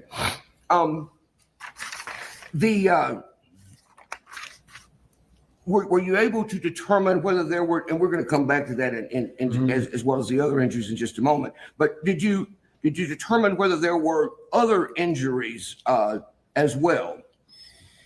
When somebody's unconscious, they can't tell you what hurts them, and they can't complain. So I saw the obvious at first. It was the facial and the skull injury, and couldn't really tell much else of what was going on at the time. But then after the scan of the head, we did the whole body, and we noticed that there was a liver laceration also. Wow, that devil. She throwed it up against she did something bad. Did you obtain any information from anyone as to what event or events may have been involved in causing the child to suffer this trauma? Yes, I did talk to, I believe, she's girlfriend of the father when she came by, and I did ask what happened. Okay. Do you recall what she told you, or? Yeah, I think I'd have to review general terms. I'd have to review my notes, but at first, I recall that something about. I'd have to review the notes, but this is and it's in there. But my recollection is that baby or the young child was not acting right, and she may have just shook him just a little bit to see what was wrong. Okay, so part of the information she gave you was that he wasn't acting right, and she shook him. Did you receive any information from anyone that would explain that might explain at least the occipital fracture? Well, then you're welcome to review. Yeah, that's what I'm trying to look for, to see what I documented. But and later, I think there was she may have told me that he might have fallen off the bed. But it's in here, and I have to look at exactly what I was told. It's in my notes, so I will try to find that, and we can let's see. This may be it. Okay, patient was staying with his father's girlfriend when she reported that the child was acting oddly. She shook his shoulders a little bit, and he was difficult to respond. That is what I just said pretty much. And then she called the father to pick him up, and he quickly arrived. Upon arrival, it was reported that the child was completely unresponsive and he was not breathing. Father took him to the emergency department. He arrived. He had no palpable pulse and no spontaneous respiration. So that is what I was told originally. Okay. Did you have any subsequent conversations that you recall with? And when I say conversations, I mean whether it was a question or two or more extensive. Did you have any further communications with the girlfriend as to what might have led up to the child being unresponsive? I did. Wondered whether it was possible that there was some, because in the beginning we didn't know what was going on. We have to ask everything, before we knew about the skull fracture and everything. We knew he was unresponsive, so I was wondering if he could have got into some medicine or something like that. If there was any medicine laying around, but she said possibly. But but medicine obviously would not have caused a skull fracture. I seem to recall, and it would be in my notes, but I have to find it. That was the initial thing, was that it wasn't acting right and kind of shook his shoulders a little bit. And then he got unresponsive. But I do recall hearing something about maybe falling off the bed at a later time. And that's in my notes somewhere, but I have to find it. In any event, is it fair to say that that what was reported to you was a claim of some sort of accidental trauma? Yes. Okay. Now, with regard to the skull fracture and the bleeding at the back of the head,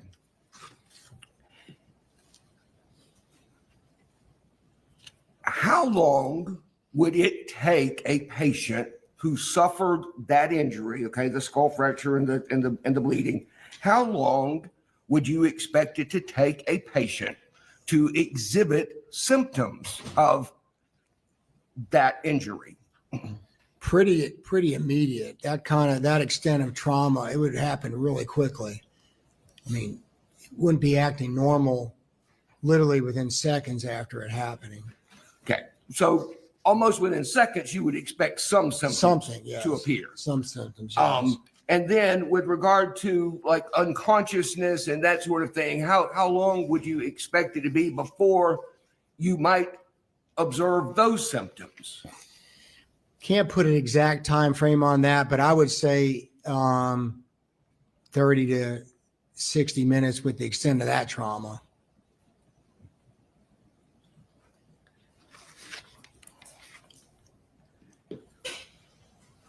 Is Probably there, instantly. He probably, in your opinion, any reasonable possibility or reasonable likelihood that the child might have suffered that skull fracture the night before he came to the hospital?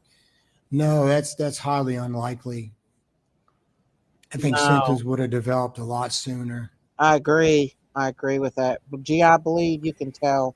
Or a brain bleed, oh yeah, no doubt. A massive fracture in the back of the head, instantly child went unconscious. Instantly, in my opinion.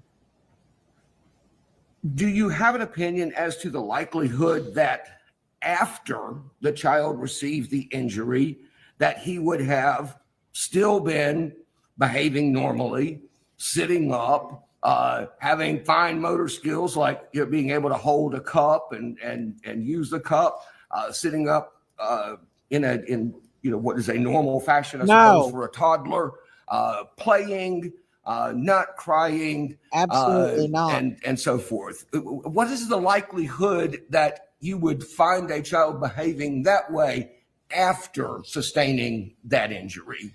No, not going to happen. Right after the fall, he may not go unconscious right away, but he's not going to be behaving normal at that extent of trauma. It's going to be abnormal. It's going to get progressively worse. Are there any other symptoms that you would find that are typically or commonly associated with a head injury besides unconsciousness and so forth? Well, an adult, we would say altered mental status, which means they get confused and stuff like that. And a kid, it's a little bit harder to determine that. We just say they're not acting right. And you got to remember, children crash faster than adults. What about nausea? Any relationship between an injury to the head and nausea? And typically, a lot of people that have head injuries or concussions do have nausea, and some have vomiting. Yeah. How, in terms of, and I understand if you can't put a specific time frame on it, but what kind of a general time frame would you expect before some of those secondary symptoms like nausea appeared? It can happen fairly quickly, but maybe 30 minutes. Probably sooner than 30 minutes. It can happen within minutes or exactly an hour after. Okay. Yes. Now, with regard to that baby was out. You indicated there was some swelling to the face and and marks of some sort on the face. Is that right? Yes. What were the nature of the marks or evidence of injury with regard to the face? So a little bit of swelling and a little bit of bruising or bluish, maybe a little bit of black discoloration. She's hit that baby. She's done something real bad to him. Like she attacked him. What would cause a child to have bruising and ultimately swelling on the face? Yeah, so some sort of pressure to that area. So it could be hard hand pressure, or it could be bumping up against something or something hitting it. Any of those things could do it. Something that applied an impact of some sort or another? Yeah, right. And if it just caused bruising and didn't cause a fracture, the impact may have been a lot less intense. Over the bruising and the swelling that you saw, do you have an opinion as to whether it appeared to be recent or fresh or acute, whatever word is appropriate? You can't really tell. I mean, it could be anywhere from an hour to, maybe 8 hours, or it could possibly be the day before, but it wouldn't have been a week or two before. So bruising can show up within a minute, or it can take several hours to show up. Okay. Now, with respect to you said there was a liver injury, a laceration perhaps to the liver. Yes. Is that right? Correct. So what would cause the liver to be lacerated? That would be also from some sort of direct high impact blow of trauma.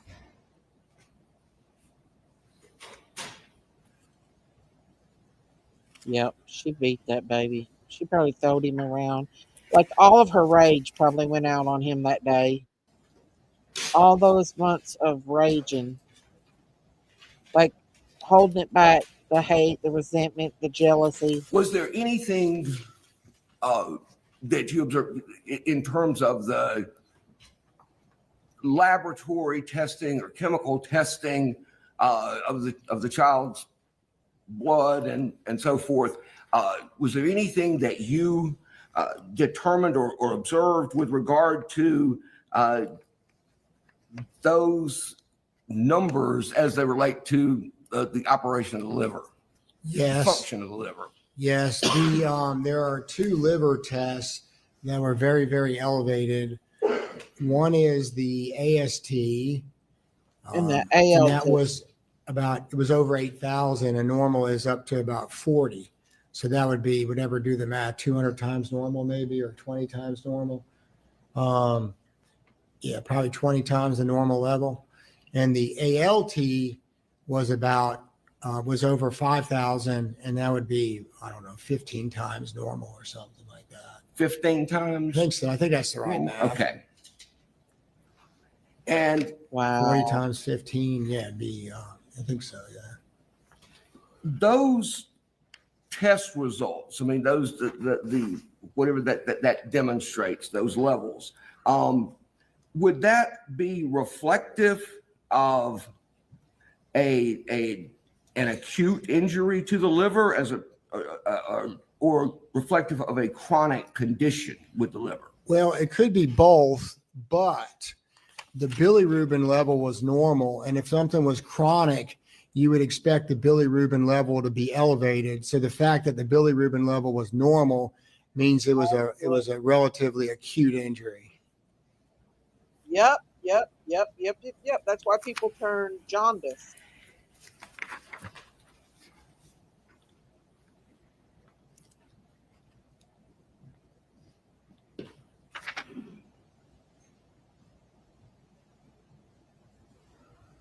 I hope she thinks about this baby every day. Let me ask you to assume that what she did. Injury to the child, whatever that injury was, that the injury to the child, the trauma to the child occurred the night before. Go ahead.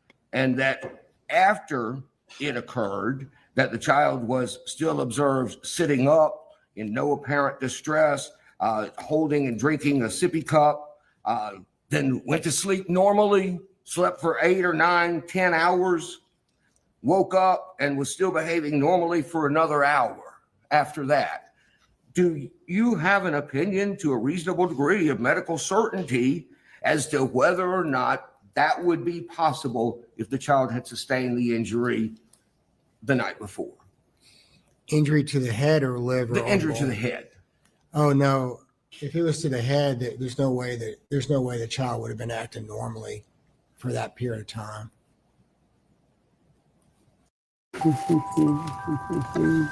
Buff City Soap's Holiday Bar Soap smells like a Like most people do, they take the baby and hide them and then act like the baby goes missing. I guess she panicked. I don't know. Here we go. Sorry, guys. A while ago, when you referenced a 30 to 60 minute time frame, is, just to be clear, is that the time frame that you would put on that injury and connect in relation to when the child appeared at the emergency room? I believe that's right. I believe that's what happened. That it would be somewhere in that range, no more than 60 minutes before the child appeared that he suffered trauma. May need to ask that question again. I'm sorry. Okay. A while ago, when you made reference, you said that the brain injury, that the head injury would have caused significant symptoms within 30 to 60 minutes at the outside. Is that right? Correct. Significant symptoms, yes. Okay. So those symptoms, when we say 30 to 60 minutes, are you referring to the time frame from the time the injury was suffered or the time the symptoms first appeared? I have to think about what you asked me. Let me think about that for a second. It would have been 30 to 60 minutes for the kid to have significant symptoms after the injury occurred. Okay. So from the time the injury occurred, you would expect those symptoms within 30 to 60 minutes. Correct. Okay. That's what I wanted to be clear on. Right. Let me ask you this. Would you, if there was bleeding internally, like around the liver, for instance, how would that blood travel to or enter the digestive tract, the intestines or the colon or whatever? Usually, if there's injury to the colon or the intestines, that's where you would see blood go out through that way, because that's the exit route. But from the liver, it's not really, I don't think it's going to go out that way for a while. Your body will just absorb it over time, and it's not a direct link, if that makes any sense. So it's not a direct channel out. The liver is an internal organ, and it doesn't go right into the colon. It takes time. So it would take an injury to have something that caused bleeding in the intestines or would cause the child to have bloody stool. Yeah, it'd be an injury to the intestines, or it would be a what they call inflammatory bowel disease, but that's not necessarily anything acute. That's just a chronic condition that could cause that.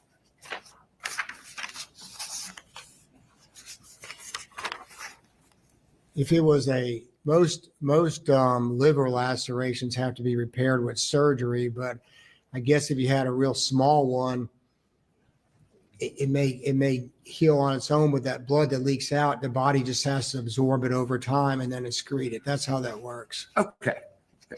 So anatomically, there's just not a route to travel from there to there. Not a direct route. Okay.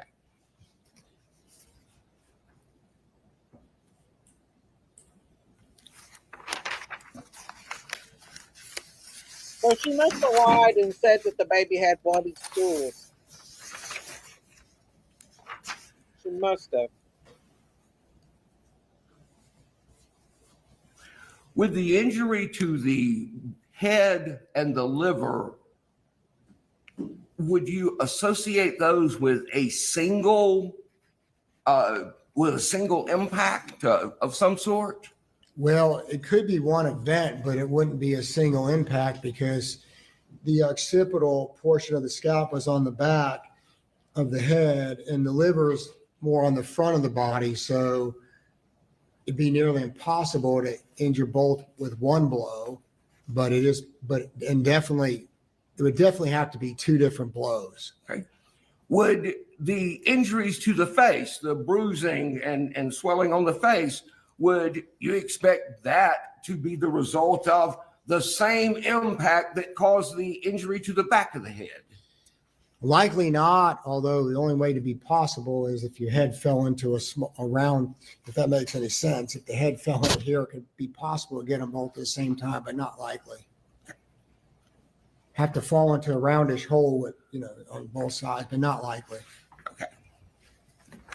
Falling off of a bed or a chair, would that cause both of those injuries simultaneously? Well, a chair, no. I mean, too low to the ground, nowhere to, nothing below it but legs, not both injuries. A bed, you'd have to hit in more than one place falling from a high bed, but you'd have to hit in more than one place for that to happen.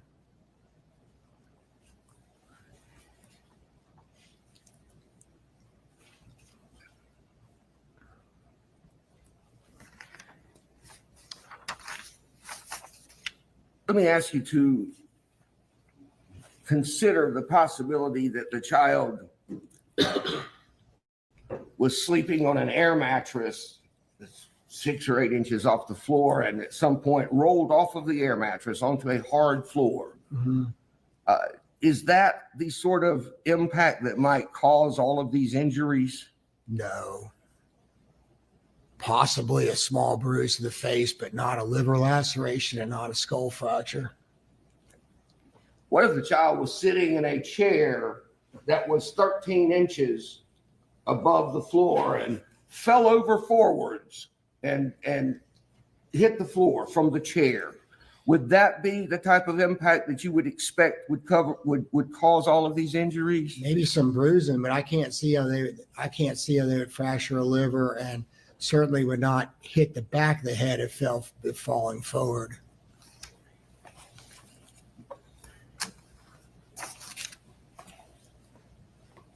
I bet she throwed that baby. I bet she picked him up and throwed him.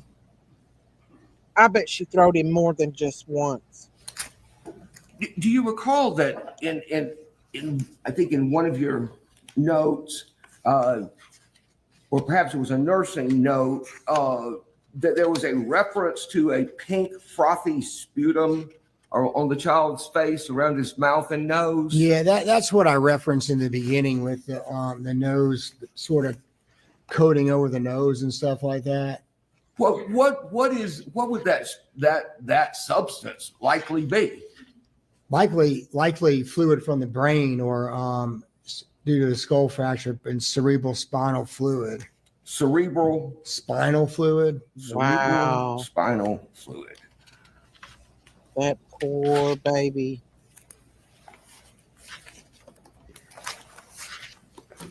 He probably didn't know what happened to him. Thank you. Cross examination. He probably didn't know. Yes, ma'am. Please go on.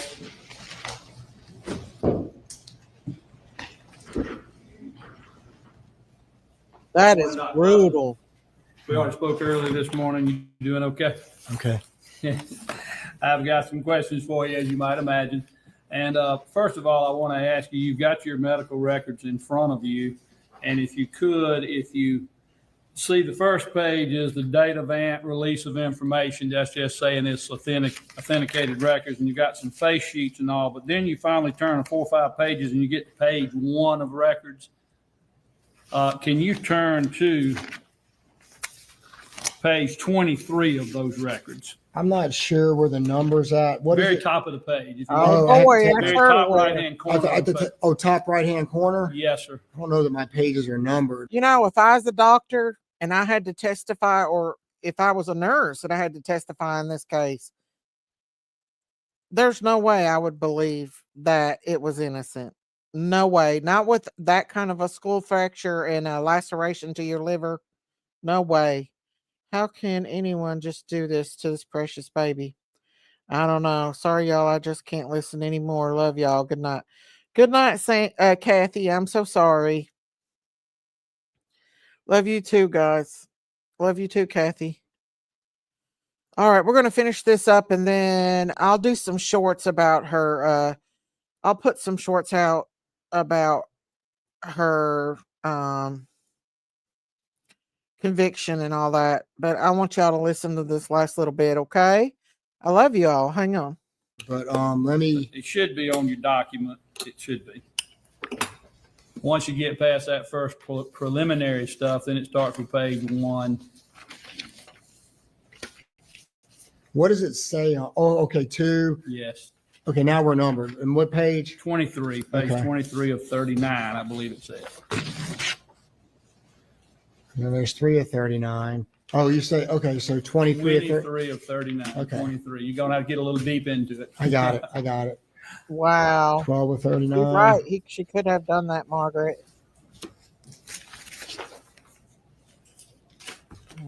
Let's move it on a little bit more till he finds it. Sentence of this notation, please. Father present at bedside states child fell around 5 minutes prior to arrival.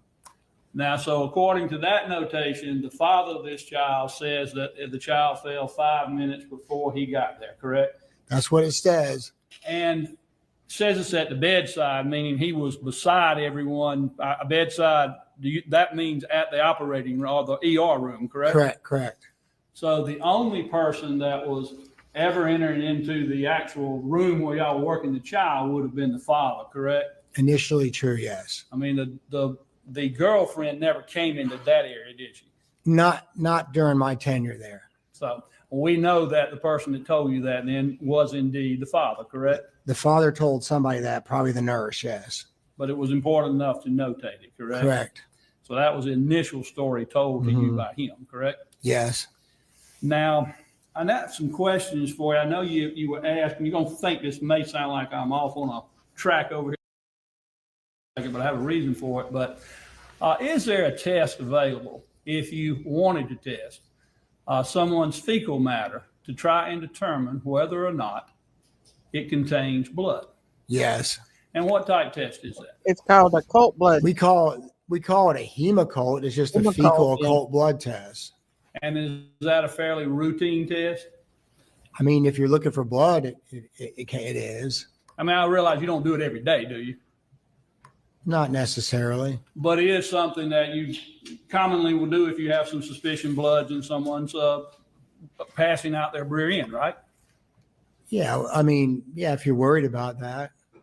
And is it a very difficult test to perform?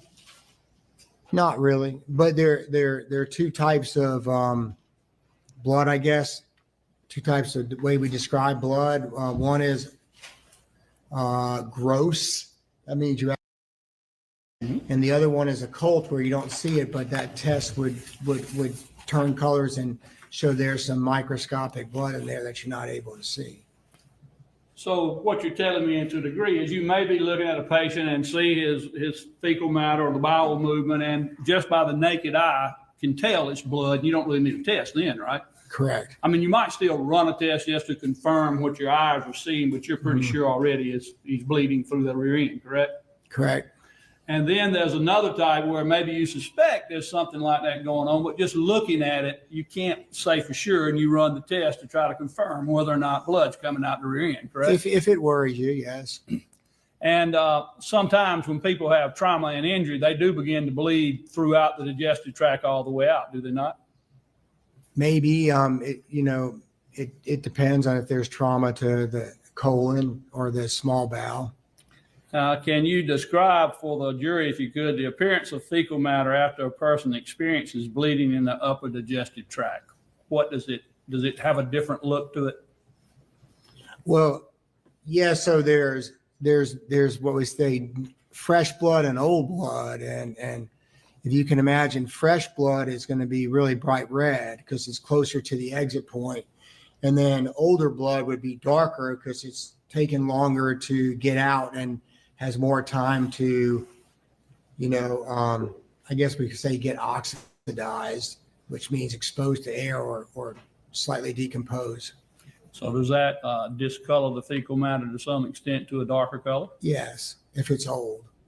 Now, if you could also give me an approximation of the transit time for stomach contents to travel throughout the digestive tract and eventually be defecated in the form of fecal matter. It just depends. There's not, I mean, people are different. It can happen, maybe within an hour or two, or some people could be several days. It just depends. There's no exact time frame for everybody. So a fair approximation will be at least 1 or 2 hours and maybe as much as a day or two. Maybe. And I mean, as we know, when we eat, I mean, I might eat lunch, I might eat supper, and then I might have to go to the bathroom and bowel movement the next morning, correct? Maybe. Or I might be somebody that don't need a bowel movement till that next night, correct? Yeah, some people may go 30 minutes afterwards, but yeah. Correct. But it's a movement coming through your body, just depends on some of all those things, right? Right. I'm going to ask you if you could. We've already had put into evidence, I believe, Defendant's Exhibit 2.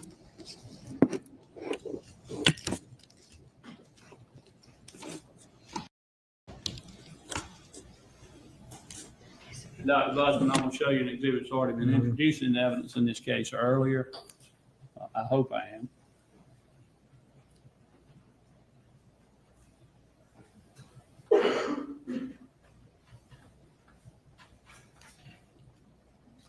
Do you see what appears to be 3 diapers? Well, there for a second. They will reappear, please.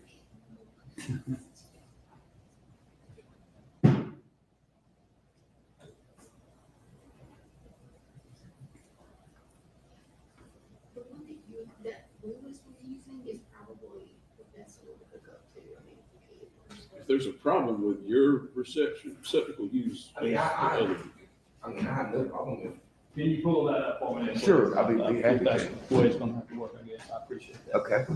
During the break, we'll let y'all see if we can. I'll make that work. Just 1 second and I'll be there.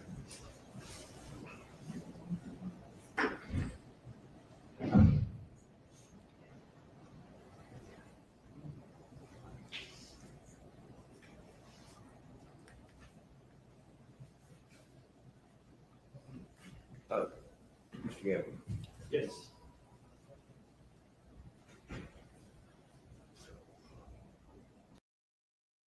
Far right seems to have fecal matter in it. Y'all, I've been talking to Bub. Now, did they find fecal matter in this baby? He's been hurting this baby before. Thank you. I was talking to Bubby. Dr. Busman, sorry for the delay, and thank you. As you see up there, do you see there's 3 diapers that are represented in that particular I do. exhibit? Now, the one on the far right seems to have fecal matter in it, correct? Yeah. In Yeah, observing yes. that particular diaper, would you agree with me that it has an indication that it possibly has blood in it? Yes. That's Fresh sort of blood. clear to you in just Old viewing it, is blood it not? is far. Yes, correct. That's And fresh if you blood. had seen that on a patient that came to see you, would you do any kind of follow-up to try to determine why that particular child had blood in the diaper? Yes. And Absolutely. would you agree with me if That's that fresh diaper, blood. whenever it was worn, that fecal matter would have taken at least some time to have shown up in the diaper from the time the blood began, at least an hour or more, correct? Yeah, I agree with that. Possibly longer, correct? I agree. Now, if I go one step It's further, I coming know from you the had lower seen this bowel. young individual that you, JD, that you had seen in this trauma that had some injuries. And he had, at the time that he came to the ER, he had a diaper on then, did he not? I believe so, but I can't say that for sure. And I represent it's not that diaper. I'm not Yeah. trying to say that, Yeah. but if he had worn that diaper sometime previous to when he got taken to the ER, would that be an indication that he had some other issues going on in addition to whatever you may have seen at the ER? Well, if there was blood in the fecal material, obviously something is going on with that. Now, That's acute blood. That's not old blood. off. Old blood is Is there sorry and any black. reason, is there any doubt in your mind as you look at that diaper that if you were looking at it as a professional with your knowledge and expertise? This is my opinion. They need to test that blood in that diaper to see if that's his blood in that diaper or if that's somebody else's blood in that diaper. Did they test the blood to see if it was really JD's blood? Because I'm sure they did an autopsy on this baby too. And if they would have found some kind of GI bleed or anything like that, that's acute. When a person has got old blood in the stool is a black tarry. That's old blood. That was acute red blood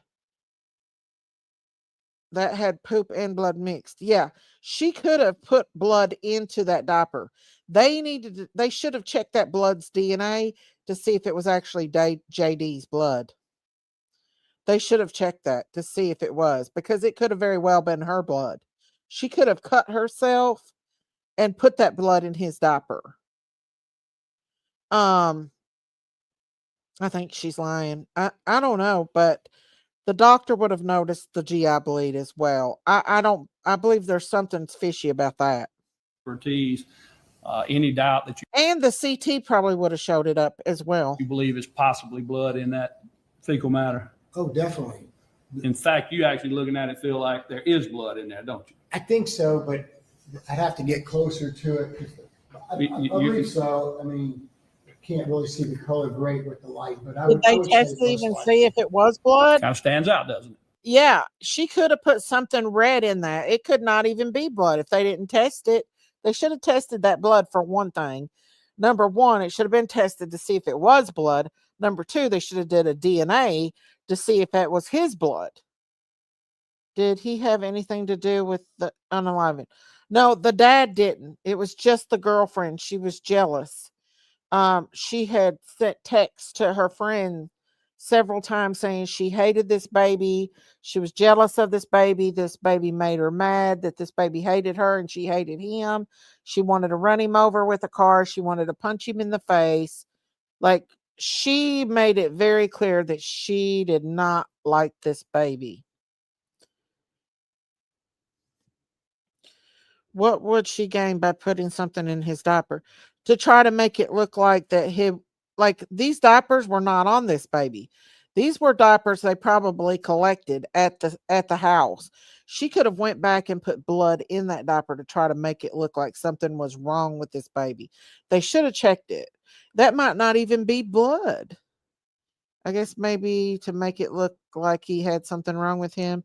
Yeah, they need to check that, and they need to see if the baby, if it's his blood. It could be her blood. It could be fake blood. Who knows? They should have checked it. It looks like it's a little bit red. Okay. Now, when we're talking about That could young be children, before we Who get to knows? the actual child that you were caring for, I want to ask you some questions. And I do about want to say children something that as age. well. This is a child that was apparently, Like I said, old blood is black and tarry. That is an acute color of blood. That means that is an acute blood. I'm surprised this doctor is not saying that. Also, if a child has been injured from the behind, like, okay, so I know this one case where a child, actually, it was a person I worked with a long time ago.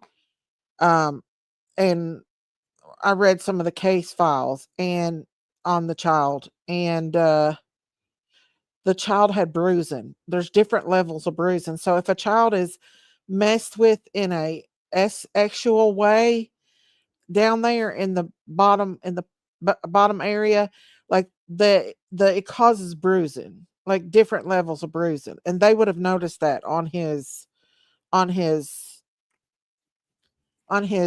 bum. So, and if he'd had any kind of acute bleeding or anything like that, that CT would have picked it up. I don't believe it, unless I don't believe it. I think she placed that blood there or something else besides blood. 18 months old, correct? We should have tested it. And children under the age of 3 and certainly under the age of 2 are still developing in some ways physically, are they not? This baby's biological mom was in Mexico and she left the baby with the dad for a while and the dad was taking care of him.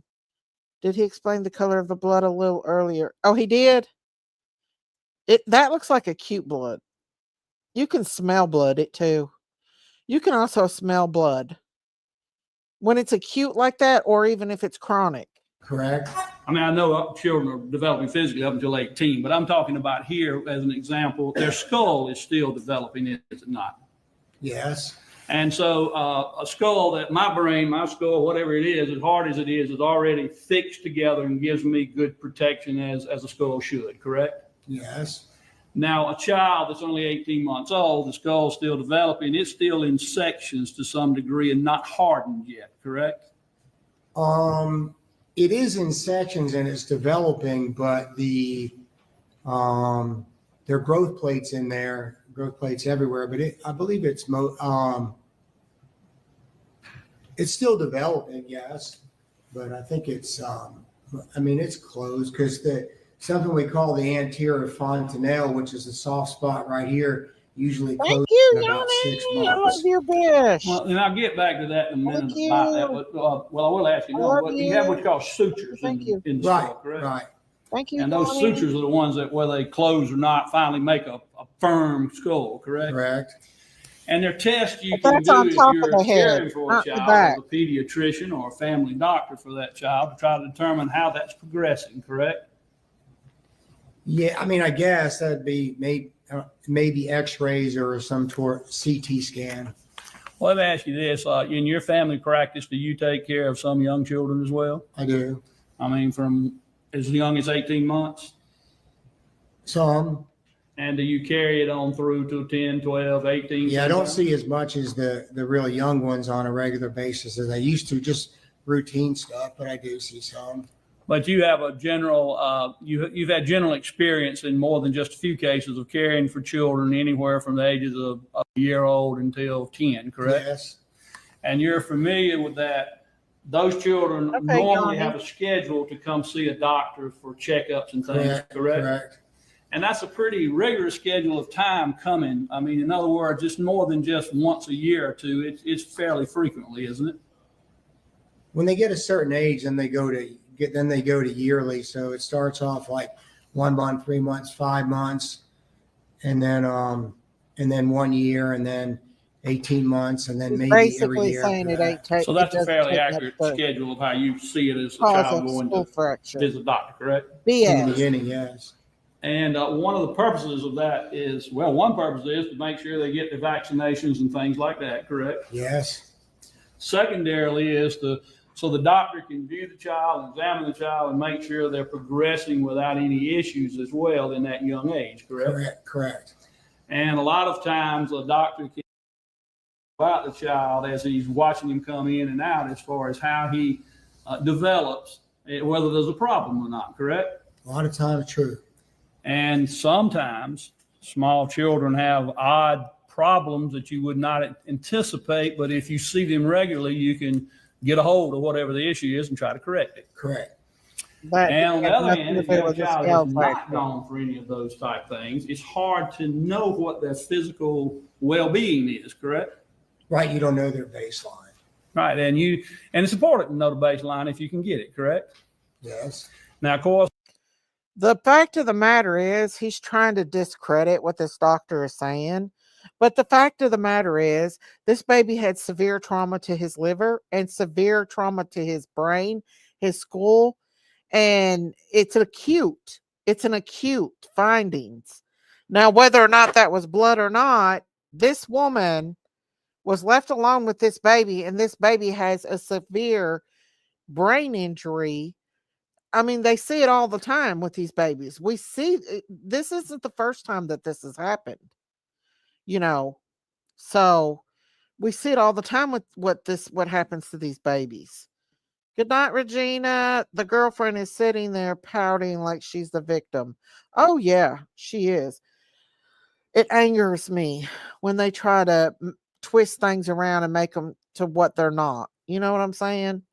This is a lawyer. He's not the same as a doctor. A doctor knows what's up. The child that you were looking at in the emergency room that day, you had no baseline on, correct? Correct. all you can depend on is here it is, and I got to deal with the child right now, correct? Right. Small child, would I be accurate to call it a small child? Small child, not breathing, no heart rate. Correct. No prior history, you don't know anything about it, correct? Right. Just ask the question, but no, I didn't know prior history. Okay. Now, you had talked about, or you said there was a liver laceration. Yes. Now, isn't it true that at least on some occasions, that if someone improperly does CPR or does it too hard or in the wrong location, it can cause a liver laceration just from that while you're working somebody up trying to save them? Well, in the wrong location, but we do it right. I mean, yeah, we do it right. It's not really likely to cause a liver laceration unless you're Not doing medical it over the liver, and we do it over the chest. Now, the child, though, it's Absolutely. harder. Would you agree with it's harder with a child than a grown person? CPR. Well, just a smaller area. That's all. You just do a smaller area, less. Smaller areas are a little bit more difficult, though. You don't want to get off No. on that because it can cause problems, correct? Well, that's why you wanna use like hurt 2 it. fingers instead of a whole hand. It's the fancy Just in part. you keep up with the literature on liver lacerations and that type. As much as I That have to pisses keep me up with off. any literature, yeah. You're You have to aware be that trained the every liver year. lacerations from CPR go anywhere from around 1% to 11% when it's performed in an emergency situation? There are small instances of it. I believe it's more likely on the left side of the liver when it occurs. But if it's gone off, there is a small chance of that. Now, and I'm not accusing you of necessarily doing anything wrong, but just in reality, that could occur, correct? Not a professional medical. It's team. possible, but in this case, I would say very unlikely. Now, you did say, though, at times, you were not the only one giving the CPR, right?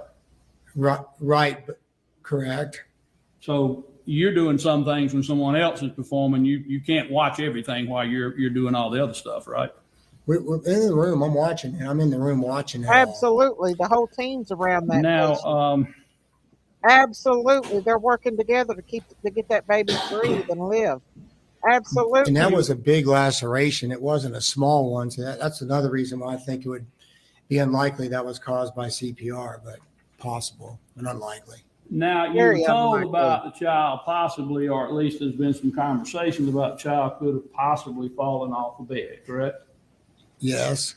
Now, did anybody tell you that the particular bed that the child fell from was 40 inches high? I had heard that.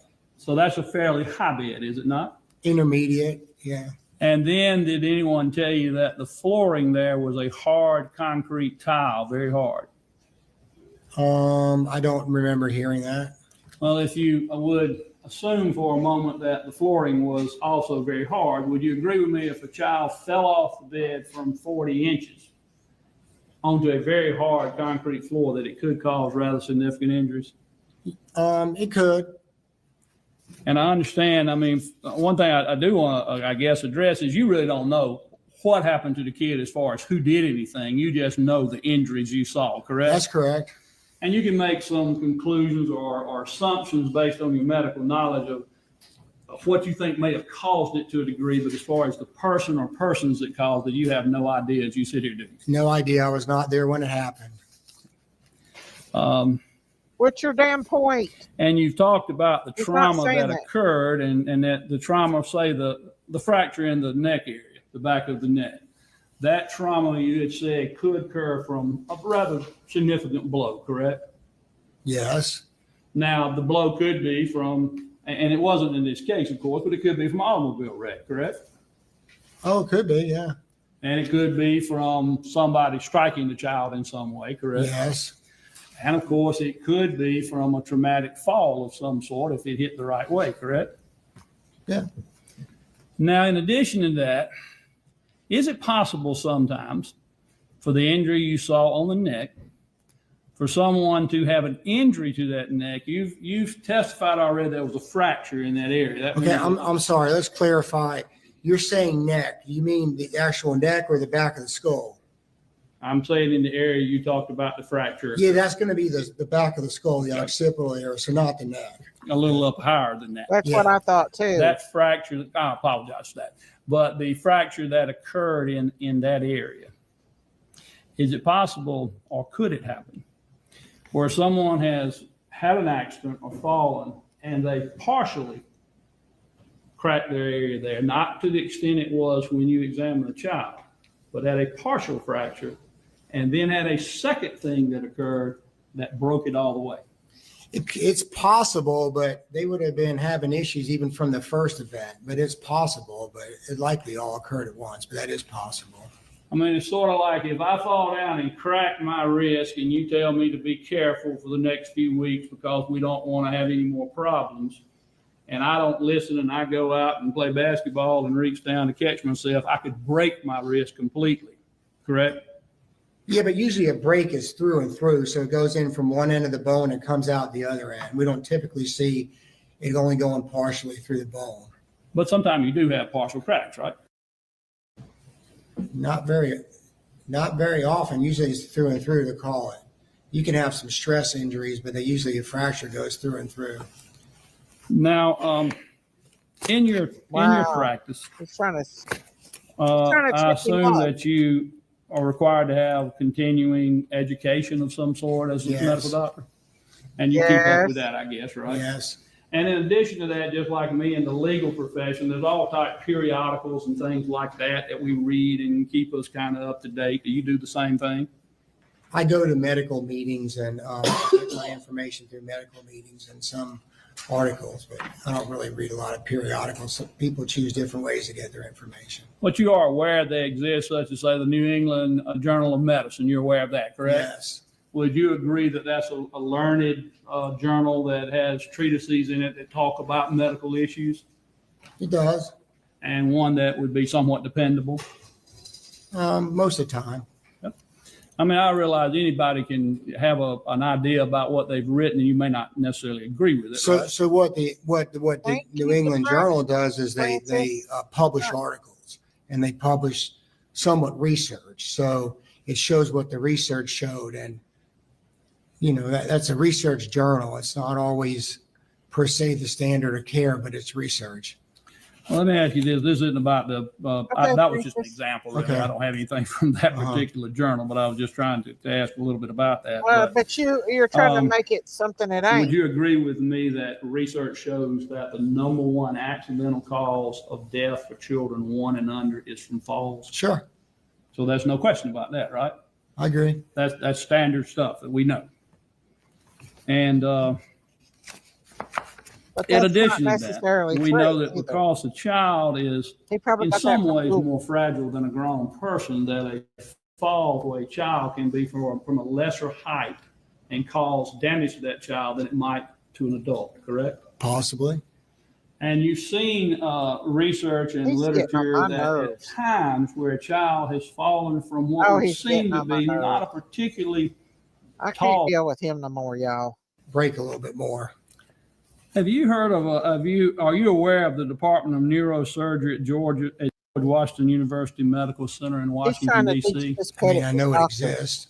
I mean, does it have a reasonable reputation for being able to perform things that involve neurosurgery and that type of thing? To your knowledge? I can't speak to that. I mean, I don't know. I mean, I don't keep up with them. He's Do you trying know to- Dr. Omaya, Ommaya? No, You've never heard of him? no. If he had published an article in the British Journal of Neurosurgery, would you consider that to be a reliable source to look at and try to learn and things? I don't know the guy. I mean, That I is don't know so him. I don't know how stupid. to answer that because I don't know the fella. The guy was there. Let me ask you He this. knows Have you what ever happened. heard of Dr. Mary E. Case? I don't believe so. Have you ever looked at Brain Pathology, another journal that's a I do not know. No brain pathology journal. Have you ever seen him in your literature, though, where a young child under the age of fallen from only 2 or 3 feet and then had traumatic injury from time to time? I have heard of such cases. So you acknowledge they do exist, correct? They do exist. Now, they're outliers as certain far as they're not the common thing. Right, because I've seen correct? kids fall from 4 feet that are younger and just have bruising and no further damage. You have, but you know they could fall from 4 feet and have significant damage, correct? They could have more. I don't know. I don't know how to define significant, but it could be worse. Yes. And of course, I understand that's not, odds are Why not isn't what this you guy? normally Why isn't expect, but you the? would agree with me, no? Why isn't the prosecuting attorney objecting? Because this has nothing to do with it. He's basically making this man sound like he's stupid and he don't know what he's talking about. Look at her. Oh, look at her. He's getting on my nerves, y'all. I think I'm done with this. He's just insulting this doctor's intelligence, in my opinion. That's what he's doing. This poor little baby. But I guess I'm gonna go ahead and end this live, y'all. I may post. I may come back tomorrow and us try to cover the part where. Hang on. Darn it. Overlays. The part where they tell her she's guilty and she puts on a big show like she's the victim. I did not see the part where they gave her life sentence, but I will try to clip that too as well. But if y'all want me to start doing more true crime cases like this, I will. But I thought this was interesting. I come on here just to talk, but I got into this and I think it's really interesting. I didn't get to see some of the stuff that I seen tonight, but if y'all ain't hit that like button, hit that like button, hit that subscribe button. I love y'all. And make sure you go on over there to my other channel and subscribe to that one because I will be doing more rabbit holes down there. But I love hanging out with y'all and covering these cases and stuff. It's very interesting. I will. And but they did find her guilty. The only thing they found her not guilty for is malice murder, but she did get regular murder charges. So thank you. I appreciate that, Justice Janie. And so, but it's let's see, it's 2 a.m. I like when you cover other cases. I do too. I get deep in these cases. I really do. And I'm surprised a lot of people's not covered this case where she's pretty high covered case, especially on TikTok. It's really popular on TikTok. But I'll change the thing and credit to Law and Order. But yeah, I'll try to either do some shorts about it, her conviction, or I'll come back tomorrow and we'll go over it a little bit if y'all want to. But listen, I love y'all. Thank y'all for joining me tonight. Y'all stay prayed up. Y'all stay safe out here on these YouTube streets. Y'all know it's gangster. We all know how gangster it is. Stay tuned for more cow videos. I got more of those crazy critters. They're crazy, y'all. They're crazy. They're just like me. They're crazy. But I love y'all. And have a good night, morning, whatever. And we'll try to cover this tomorrow and, pray for that little baby's family. That guy, he's still having to deal with the death of his baby. And I'm sure he blames himself. And I'm sure that the roommate blames herself for not saying nothing as well. But I love y'all. Y'all have a good night. God bless. And give Daisy a shout out. Daisy Cow. Daisy Cow. Yeehaw. Bye, everybody. Daisy, you're the shining star out in the field so far, moving sweet melodies under the bright blue sky. Your spots are like the stars in the night so high. Daisy, you're the best cow, oh my, oh my. Daisy, oh Daisy, you're the queen of the herd. Your gentle moo is all I've ever heard. With your big kind eyes and your gentle moo, Daisy, you're the best cow, yes, it's true.